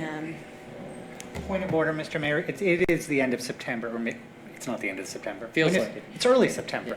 But could this be something that the motioner and the seconder would agree to look at in May? You're talking about Memorial Day to Labor Day closures that we. I'm not talking No, about but anything. that came up, that we would look at that through the winter time. The only clarification I want is direction to staff on how much time they have to produce recommendations. And would those recommendations come back to us for approval, or do we trust staff to make recommendations on ways to make it as safe as possible? Open it as soon as possible would be. I'm just Yeah. trying to give staff direction. Okay, the motion is to open the street as soon as possible, and that the recommendations would come. I'm looking for protocol for if we need additional signage for safety, if we need to post a speed limit, and then we need protocol for how are we going to close down that street on a regular basis? How are we going to sign that and maybe have a tasteful way to do that? So you're what okay I'm- if they do what they need to do? That and then doesn't have inform to us? happen before we open it, in my opinion. I think it's ready to be open now. It's been designed as a shared space. Okay. I'm ready to open it. I will keep taking comments. I would love to hear more comments, potentially on speed limit or things like that for direction for staff. Counselor Davis.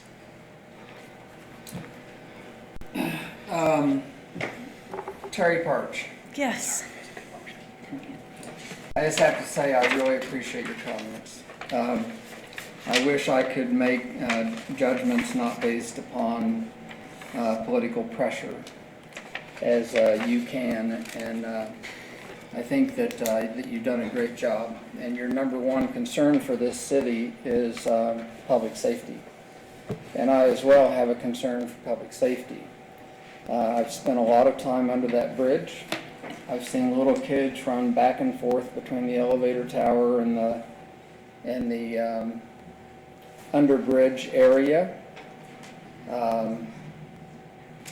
So that being said, as well, I want to tell the public that the reason we're all here tonight is because we want public input. That's why we have delayed the opening of this for a period of time. It wasn't some bait and switch.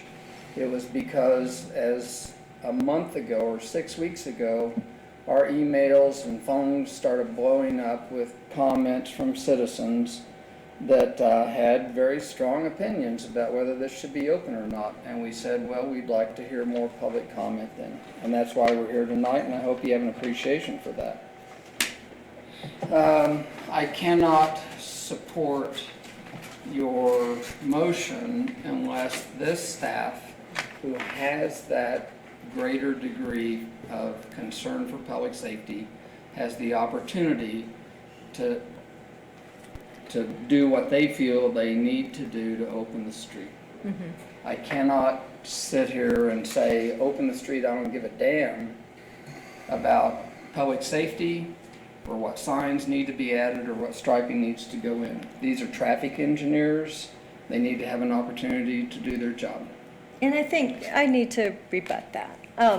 That is not what I'm saying at all. I completely respect Terry's opinion from a safety standpoint, but I also respect the design of this project, the vision that Leslie Bethwell had as a designer, the input that we have from various designers in the community that understand that when you're creating a creative space for community and that it can be a shared space, it might be a new concept that doesn't exactly fit into the box of the MUTCD.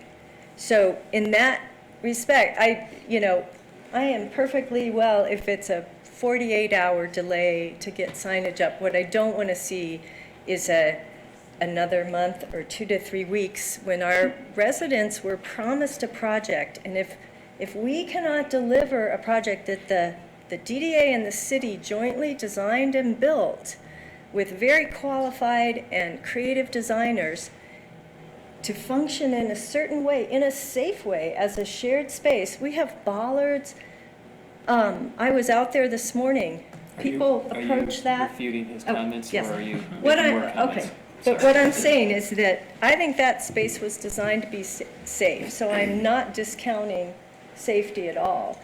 If we can get a sign up that's needed in the next 48 hours or so and get it open, but I don't want to see another 2 week to a month delay. I think the community has waited long enough to have this local connection open. It's a very important connection.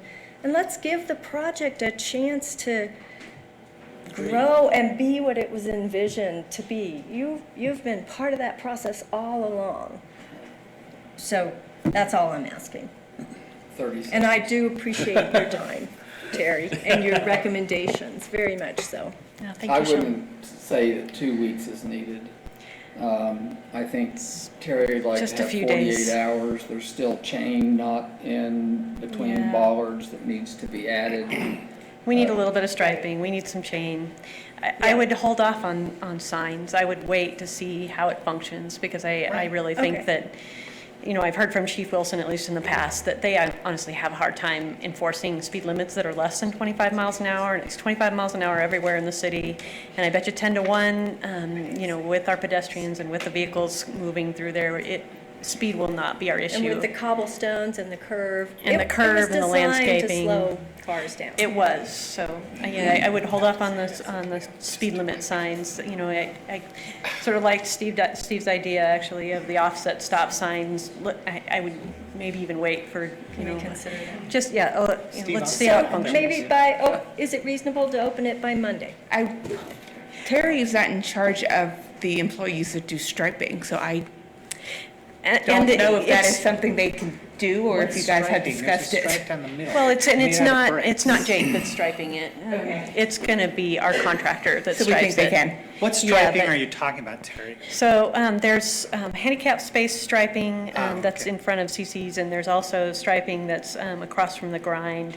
But you're not talking about striping down the middle, because there's a stripe down the middle You're that right. Mr. Gould built. Yes. Yes, thank you. Yes. Okay. So it's minor striping chains, and I've been told that that's a couple days worth of work, and it's, again, not our crews, it would be Gould's crews to finish. Okay. I think great. I'm just asking that you don't give us a hard deadline, because life happens, and I don't know if Gould has promised he can do this, and if you say 48 hours and it's not done in 48 hours, you'll have made us break a promise that I don't know if we can fulfill.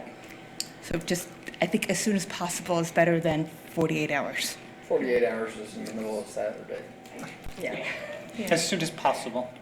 Okay. I think if we trust our staff, we'll trust our staff to do things in an expedited manner and try to honor our wishes as much as they can. If we put a deadline on them that's just arbitrary, we are absolutely going to set them up to fail, and we'll be breaking promises to all the people in this room. So my motion stands as stated Great. originally. Great. Okay, thank you. Charlie. Thank you. First of all, I want to just thank all of you in the community. Sorry, I'm losing my voice here. But I really want to thank you all for your input. I read every email. I listened to every voicemail. For those I didn't get back to, I apologize. I probably got 50 or 60 emails, and I just can't return all those calls. I think my personal view is the street should be closed. But one of the things that I was elected to do is to represent the community. So I think I've heard pretty strongly from this community they want to open the street. And I really respect the staff, and I've said I'm going to respect all staff recommendations, but I think we also have to respect the community's wishes. And so, excuse me, I'm sorry about my voice. I am going to vote to, I'm not going to support this, well, all right, so let me tell you my two caveats. I'm concerned that the parking spaces, there aren't that many parking spaces between Cooper and the old Grand Avenue. And my concern is there are 2 hours parking spaces, and the people who need to get there and have access are not going to get access. I think they all ought to be handicapped, frankly, or very short time frames. And the people who are more mobile, they can park further away and walk. There's plenty of parking, particularly once you get beyond 5 or 6 o'clock. There's parking at the courthouse in addition to other places. So I would encourage that parking to be handicapped. I'm also very concerned that we're going to get a lot of backup traffic that's going to use that road. It's not going to be locals. We're kidding ourselves for saying that. There are a lot of comments, even those people said it ought to be open, that said, oh, well, this will alleviate the traffic. It will alleviate the traffic at 8th and Grand and at 8th and Cooper, because those people are going to go down, they're going to go around, they're going to try to get out on the other side of Grand Avenue onto 7th Street or 8th Street and go out to the Meadows in that area. So I think it's going to be a lot of traffic in the late afternoons. I don't think as much in the morning. I don't think the traffic coming in will be there as much in the morning, but I think there'll be a lot of traffic late afternoon, which is the prime time for restaurants to start getting the people in there. So I'm real concerned about the amount of traffic, and I hope we can do some traffic counts. And I don't think that solves the problem. I think as much as I hate to make it more difficult for pedestrians to get across the street, I really think we should stop the pedestrians on the north side of 8th and Grand. We got to figure out a way to encourage them, and that may be putting up basically barricades, but much better. I don't want to see a plastic barricade out there, but a barricade to keep them from crossing and have them cross either the north side or go down underneath the bridge. Hopefully we'll get that alley done between Old Grand and Cooper and make that a nice transition way as well. But I think we're not solving our problem by opening the street. So with that, I'm just going to, one more thing, I'll be real quick. And that is, I think the plan ought to be set that in the summer season, it ought to be closed from Friday afternoon to Sunday night every weekend. I think that enhances the experience, and I think we can get by without having it open during the weekends, during the high season. So I'm not going to support the motion. That's my only concern is we're not saying for sure we're going to close it in the summer. I really think we need to close it on the weekends in the summer. Okay. Thank you, Mr. Willman. Councilor Voorhees. Well, if I was the king of Glenwood, what I would do is give everybody a transponder that lives within the city limits or the vicinity and limit traffic on that street to locals. I'm just afraid that what you're going to see at 4 and 5 and 6 o'clock at night is a constant stream of automobiles on that street.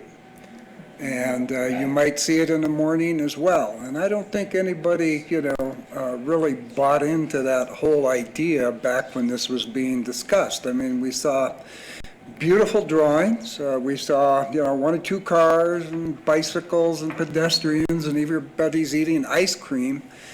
But I think that in the morning commute hours, the evening commute hours, you're going to see sort of a disaster there.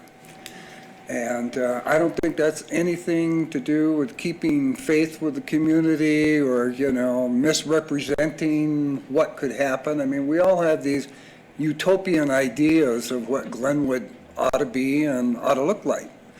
I'm going to vote in favor of opening the road today. I'm going to support Shelley's motion, but I'm also going to say we need to take a real hard look at this in a year. 7th Street cannot be a safety valve for 8th Street. That is just, not in the cards. It's not in the best interest of anybody. 8th Street's a mess, I agree.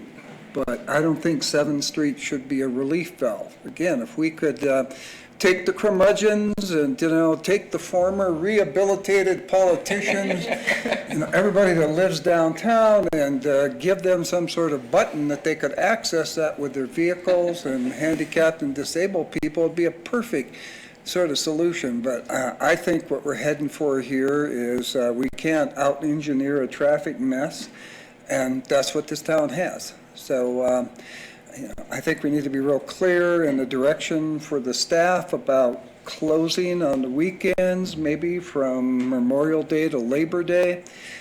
We need to be real clear about when it would be closed, and I think the people that live in this community need to know those dates well ahead of time so that they can plan accordingly. Thank you. All right. I guess I'm the last one. Always. Always. I always get to have the last word. I don't have to have the last word. I can lead it off and be. We can call the question, Mr. Mayor. I could, except I'm not going to, right? But, I have comments. I am inclined.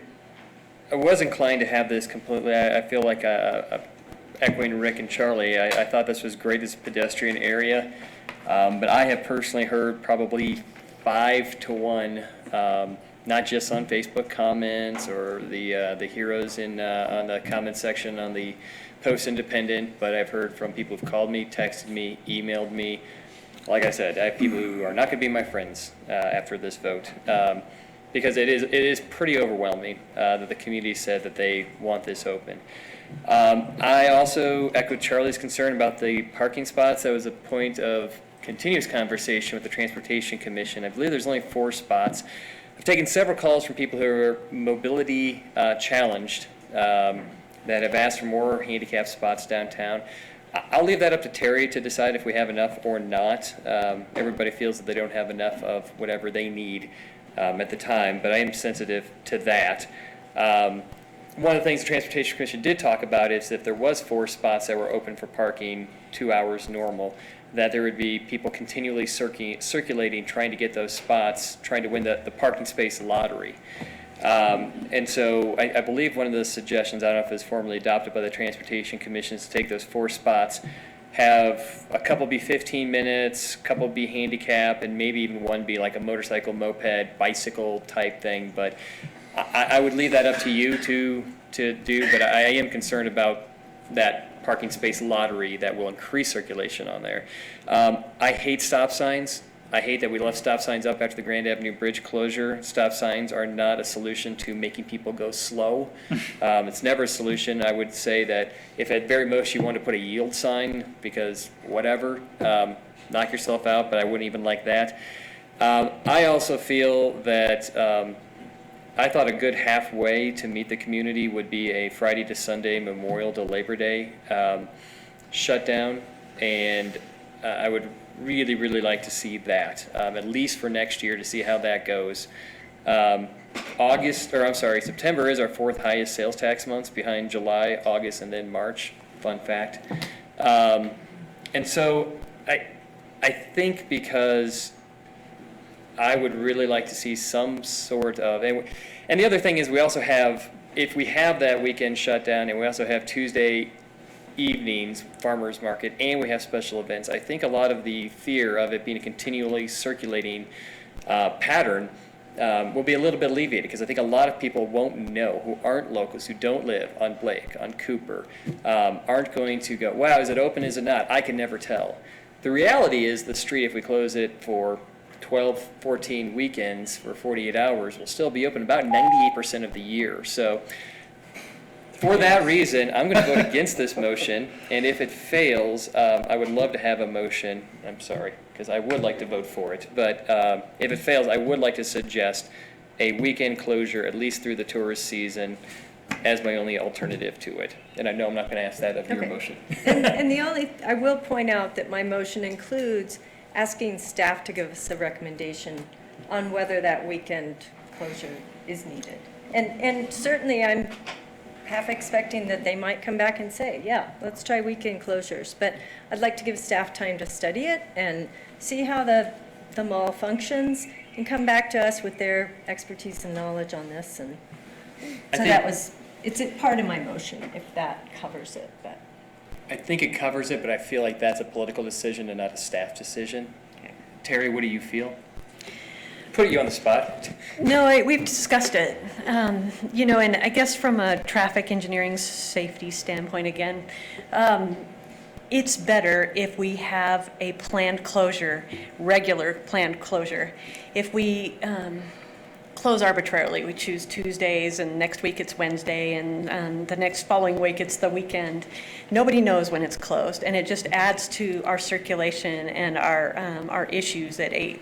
If we plan a closure and it's consistent and it's, summer months, Friday through Monday, locals, even people that are trying to get through town can plan around that, or, hopefully they'll understand it over time, and I think we do better. The one thing I would say is that right now what we've got is bollards that are planned on the east end of the project. We don't have really anything in place on the west end, and if we are going to periodically close the street, I think it needs to be periodically closed in accordance with the MUTCD. It needs to look like a closure because it's usually a street. If we have there are various pedestrian malls, we've talked about some of them here, that are regularly closed, and they're either closed with a curb or they have something more stout there that prevents people from accessing them. But, if we're going to do temporary closures, I would suggest we close it, with barricades like we would for the farmer's market, for instance. And then also that we close it with a schedule so that everybody understands the schedule over time. Mr. Mayor, I would call the question, point of order. I think we've discussed this enough. We have a motion and we've heard comments from everyone. Thank you. Thank you for that comment, Tony. Thank you. Are there any other comments? Seeing none, let's call the question.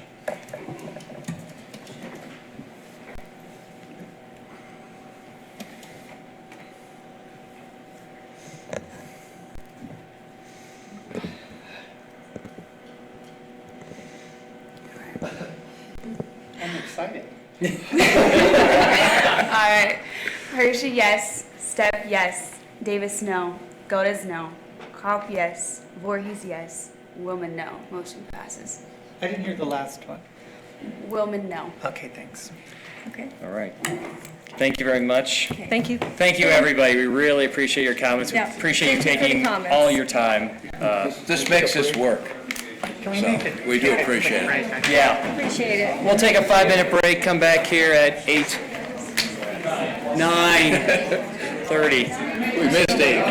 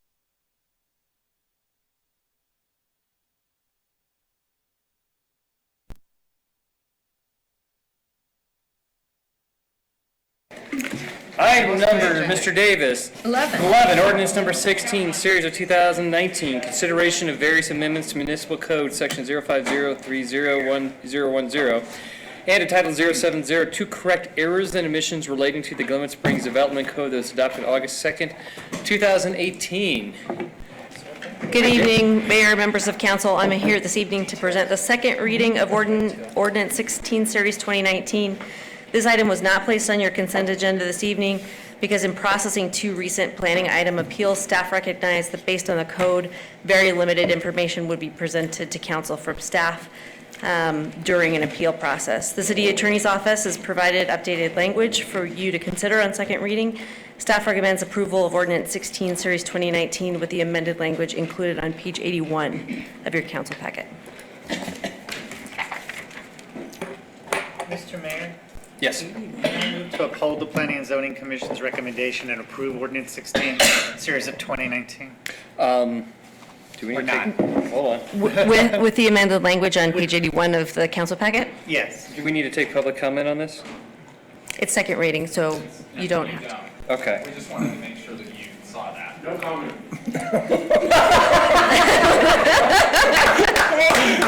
Appreciate it. Is there any questions from council? Where's page 81? I don't see a document that I have 81 pages in. It's So the that's full what I'm council looking for. packet is on page 81 of the full council packet. It's on page 10 of the attachment A that is included with this item. It's identified in I red. have an attachment 1 and an attachment 2. Just want to go home. You have Exhibit the A ordinance? to the ordinance, which is, There you go. Is it in? This has 2 pages. I'm looking for something that has 81 pages. more people will come Page No. 81? That's not, because if you look at the agenda packet on just in the main line, it has page numbers on it. So it's page 81 of the total packet. Of the total packet. yeah, so what you're looking for. I'm looking in Civic Clerk, which is our packet. Right, okay. so what you're looking for is Exhibit A to the ordinance, and it is going to be on page 10 of Exhibit A. Page what? Page 10 of Exhibit A. Okay, attachment 1 of our packet. No, you don't want the attachment, you want the ordinance. Click on the ordinance. Ordinance number 2019, number Yeah, dash 16. click on the document, that's the ordinance. It's a The doc. document that's the ordinance. Okay. Pages. And then it has 14. an exhibit attached to it that has all of the changes. At the end, Okay, Right. but I read it. okay. Is that And page 10 of that? Thank you very Page much. 10 of that. So Okay, Got it, okay. great. So we do have a motion Point by taken. Tony and a second by Paula. Is there further discussion? Seeing none, let's call the question.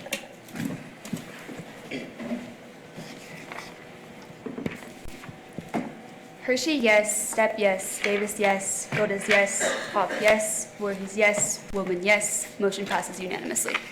Okay. Oh, wait a minute, I forgot the 20-minute conversation I told Tony. Oh, what about the notes? All right, item number 12, resolution 2019-34, resolution of City Council of the City of Glenwood Springs, Colorado, adopting a fee for tobacco product retail license. Thank you, Mr. Mayor. We actually need to do two things. One is adopt an initial licensing fee and also a renewal fee, which I apologize, we kind of put this in at the last minute way back when. So we didn't update it, but needed direction from you guys. Just for reference, the number, the $2,000 number that is in here is what the current non-refundable application fee is for marijuana retail license. In addition to that, for marijuana, there's also a $1,000 license fee, so the $2,000 application fee, $1,000 license fee, and a $1,000 renewal fee for marijuana. So anyway, really this is just you guys' decision. I don't have a recommendation on this. I just need you guys to provide some guidance to us so that we also know what to put into the larger as we go through the budget process. You know, you'll be adopting a fee schedule for 2020, so we know what that is. Can I ask a question? When does the need for a license come into effect? January 1st. Okay, that's fine. 2020. Paula? I've read through all this stuff, and I also looked at licensing. Oh, my time's You're out up. of time. That was a passes 3 minutes.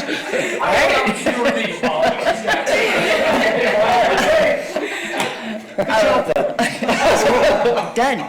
I looked at licensing for liquor stores and the marijuana licensing fees and stuff, and I think 2,000 is a little tough, especially when we're also asking for an increase in tax. And we've made some impacts on some local businesses already, and I would really like to consider looking more along the line of what we're charging for liquor licensing and that type of thing rather than marijuana licensing when we're looking at licensing these stores, especially from what Carl just said of, you know, an initial cost of up to possibly $3,000 with the 2 fees involved, with the application and the licensing fee. I think that's a large amount, especially when you look at it's going to impact liquor stores that sell tobacco. It's going to impact a lot of different places, and I think we should really carefully consider if we want to start as high as $2,000, and I suggest the $1,000. I'm with you. All right. Okay, so what was the number that you just threw out? 1,000. And then what for renewal? Same thing? 500. Let's take everything at half. Right. Okay. I'd be okay with that. Okay. Is that a motion? Sure, that's a I'll motion. second that. Okay, it's been I have motioned to by. say it the right way. How do I say it? You just did it. Second for direction. The motion is for $1,000, if I could summarize, for the application, 1,000, or The initial application. 1,500 for renewal. Yes. Got it. Okay, the motion by Paul, second by Steve. Let's call the question. Hold on. Sorry. Okay. Any other comments? Please. Shelley? No, I had the same questions Paula did. Charlie? My question is this enough to cover our administrative cost to do this? Okay.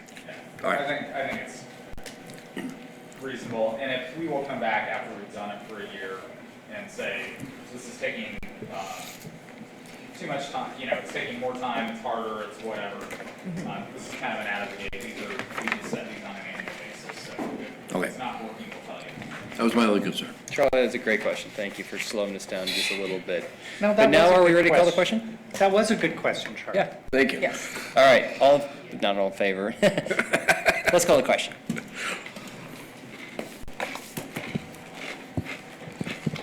Hershey, yes. Step, yes. Davis, yes. Godes, yes. Cop, yes. Pay attention. Voorhees, yes. Woman, yes. Motion passes unanimously. All Why right. had already voted yes. Well, it wasn't all. Item number 13, ordinance 25, series of 2019, an ordinance of the City of Glenwood Springs, Colorado, adding a section of 120.050.020 to the municipal code to authorize graduated penalty assessment fines for certain nuisance and health-related violations. First reading. All right, so this is sort of a companion and an update to the work that we did on the smoking ban downtown, as well as the some of the camping and solicitation. I think the primary thing is lowering those numbers so that it's not $200 for a first offense, because there was concern nobody would ever write that. Also, so lowering that down to, I believe it's 5150, 200, or 250. And then also including language regarding diversion programs for juvenile offenses, for violations of the T21. The way we worded that is, if available, to be sentenced not to community service or a fine on a first offense, but to be sentenced to a diversion program. We may initially have some struggles with that until we have funding coming in from sales and licensing and things like that. So hence why we left that flexibility. So that's really it. So first offense 50, second offense to 100, and then? Yeah. And then you would look at an organization like Youth Zone to have a cessation program? Yeah, and I think that's where... But they work with your municipal court already? Yeah, we already do work closely with Youth Zone. My guess would be is that Youth Zone would be the one providing a cessation program. It may be that that needs to be scaled up, or they have something, I just don't know yet. So we're not specifying which program, just saying some kind of a cessation program. Like that, absolutely. Any other questions? Can you just take 15 seconds and because I couldn't find the definition of solicitation in that? It's that one that ticket you got when you were in Oh, college. stop it. Is that like That's legal in some guy DC. selling rocks down there without a permit. Or asking you for something. Really, solicitation is any ask that you would make. The question is whether or not it's aggressive or falls into the category of like disorderly conduct. Well, so not necessarily the vendor that's without a license down there right now that's selling No. rocks. I don't know Yeah. how we're supposed to It's deal any with that. kind of, we don't have what used to be called a peddler's license. It's really about aggressive solicitation when I like stop Tony and I'm really in his face and I back him into a corner and he can't escape. That's really what these regulations relate to. But not, hey, Carl, can I have $5? Right, exactly, because basic Come on, dude. solicitation, the Supreme Court's been very clear, you can't penalize that, criminalize that. Right. So it's really when somebody is making you fearful, you can't escape, it's threatening in the way they do it. So it's really what we call aggressive solicitation. Any other questions? I do. Okay. Question or comment? Can I be at either one right now? Well, we're supposed to do questions and have public comment because it's a first reading. You could so- do a comment though, Well, Mr. Mayor. I'm not sure which it is, but maybe it is addressing a little bit of Carl. Is there any leeway on this language that, my concern is the tourist community.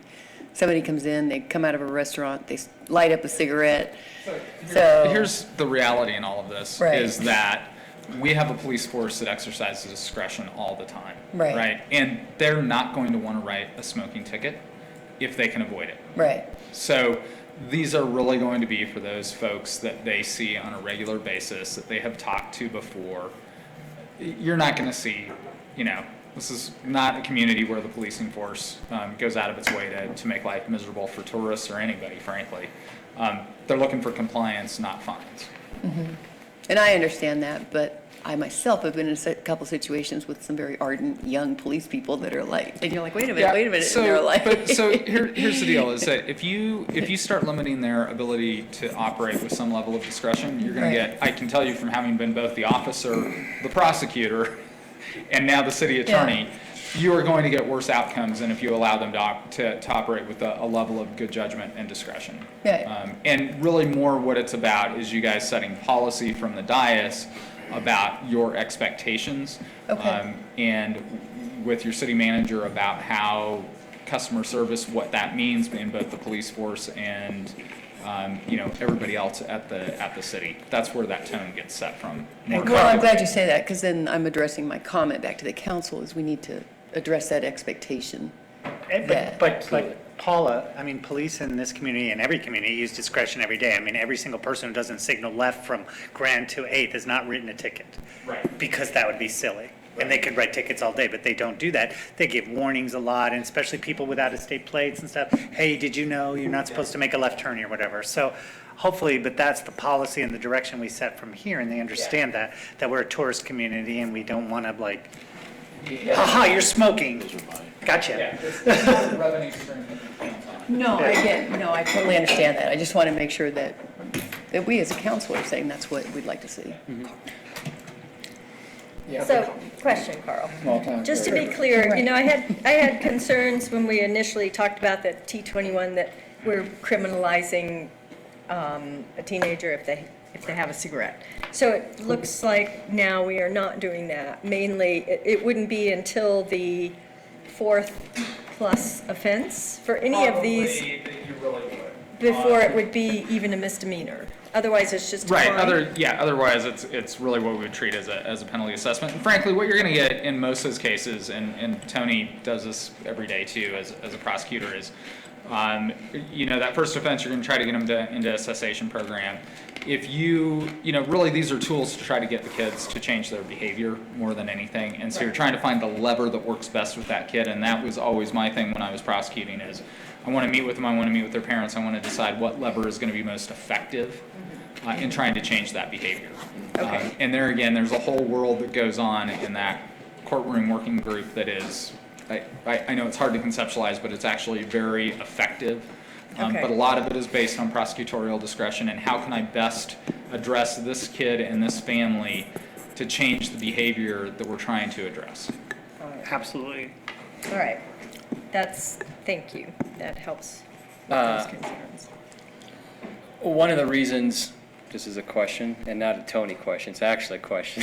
Oh, what kind of, oh, you mean Don't you think, do you, but don't you think that one of the problems we had before was the first fine was $200, and we never had a cop write a ticket to anybody no matter what? And Very, very rarely.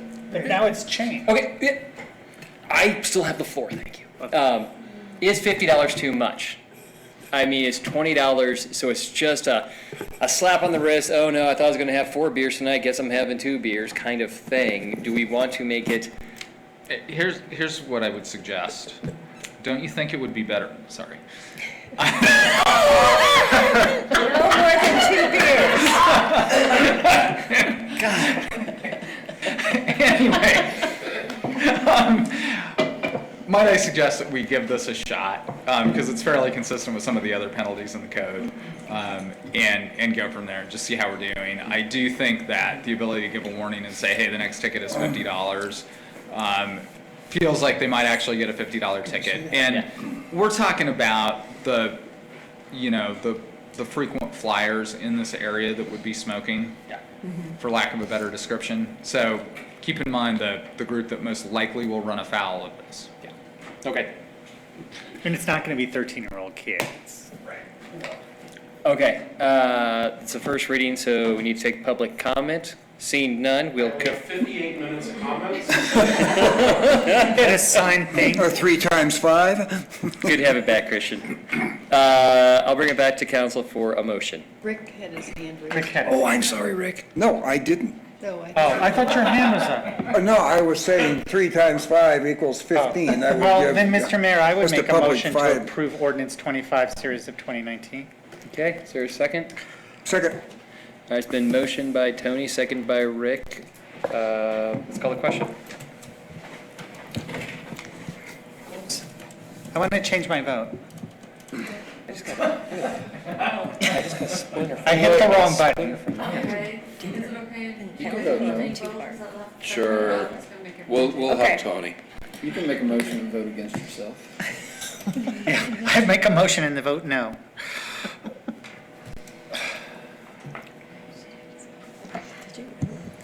Oh, yeah. Hershey, yes. Step, yes. Davis, yes. Gotis, no. Carp, yes. Voorhees, yes. Woman, yes. Motion passes. All right. Report from city administrator. Okay.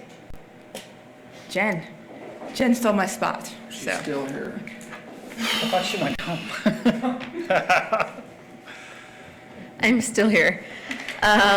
We have been working with a group of communities from Aspen to Parachute on a plan for the census to have a complete count. And we are pulling together a grant application for DOLA for some monies to help with that. And are looking for your permission to have the mayor sign a resolution as we did last time for this effort. We have been working together but didn't identify that we would be the applicant until recently. Actually, we haven't quite decided, but believe that we will be the applicant for the DOLA application that will be in service to this complete count committee that's from Aspen to Parachute. So we'll be the fiscal agent. We'll be the fiscal agent. Okay. Is everybody okay with that? That's fine. Me signing Yeah. this? With that. Yeah. There's money that the Department of Local Affairs has to further this DOLA effort has money for us. for the whole state. It's $6 million that the state set aside to help achieve a complete count for the census. Great. And we'll be applying for some of those dollars. Okay, thank you. Salsa. Casa Bonita. All right. Is everybody okay if I sign Yeah. that letter? Oh, yes, please sign it right Yes, now. I think Okay. that'd be great. Was it in my packet?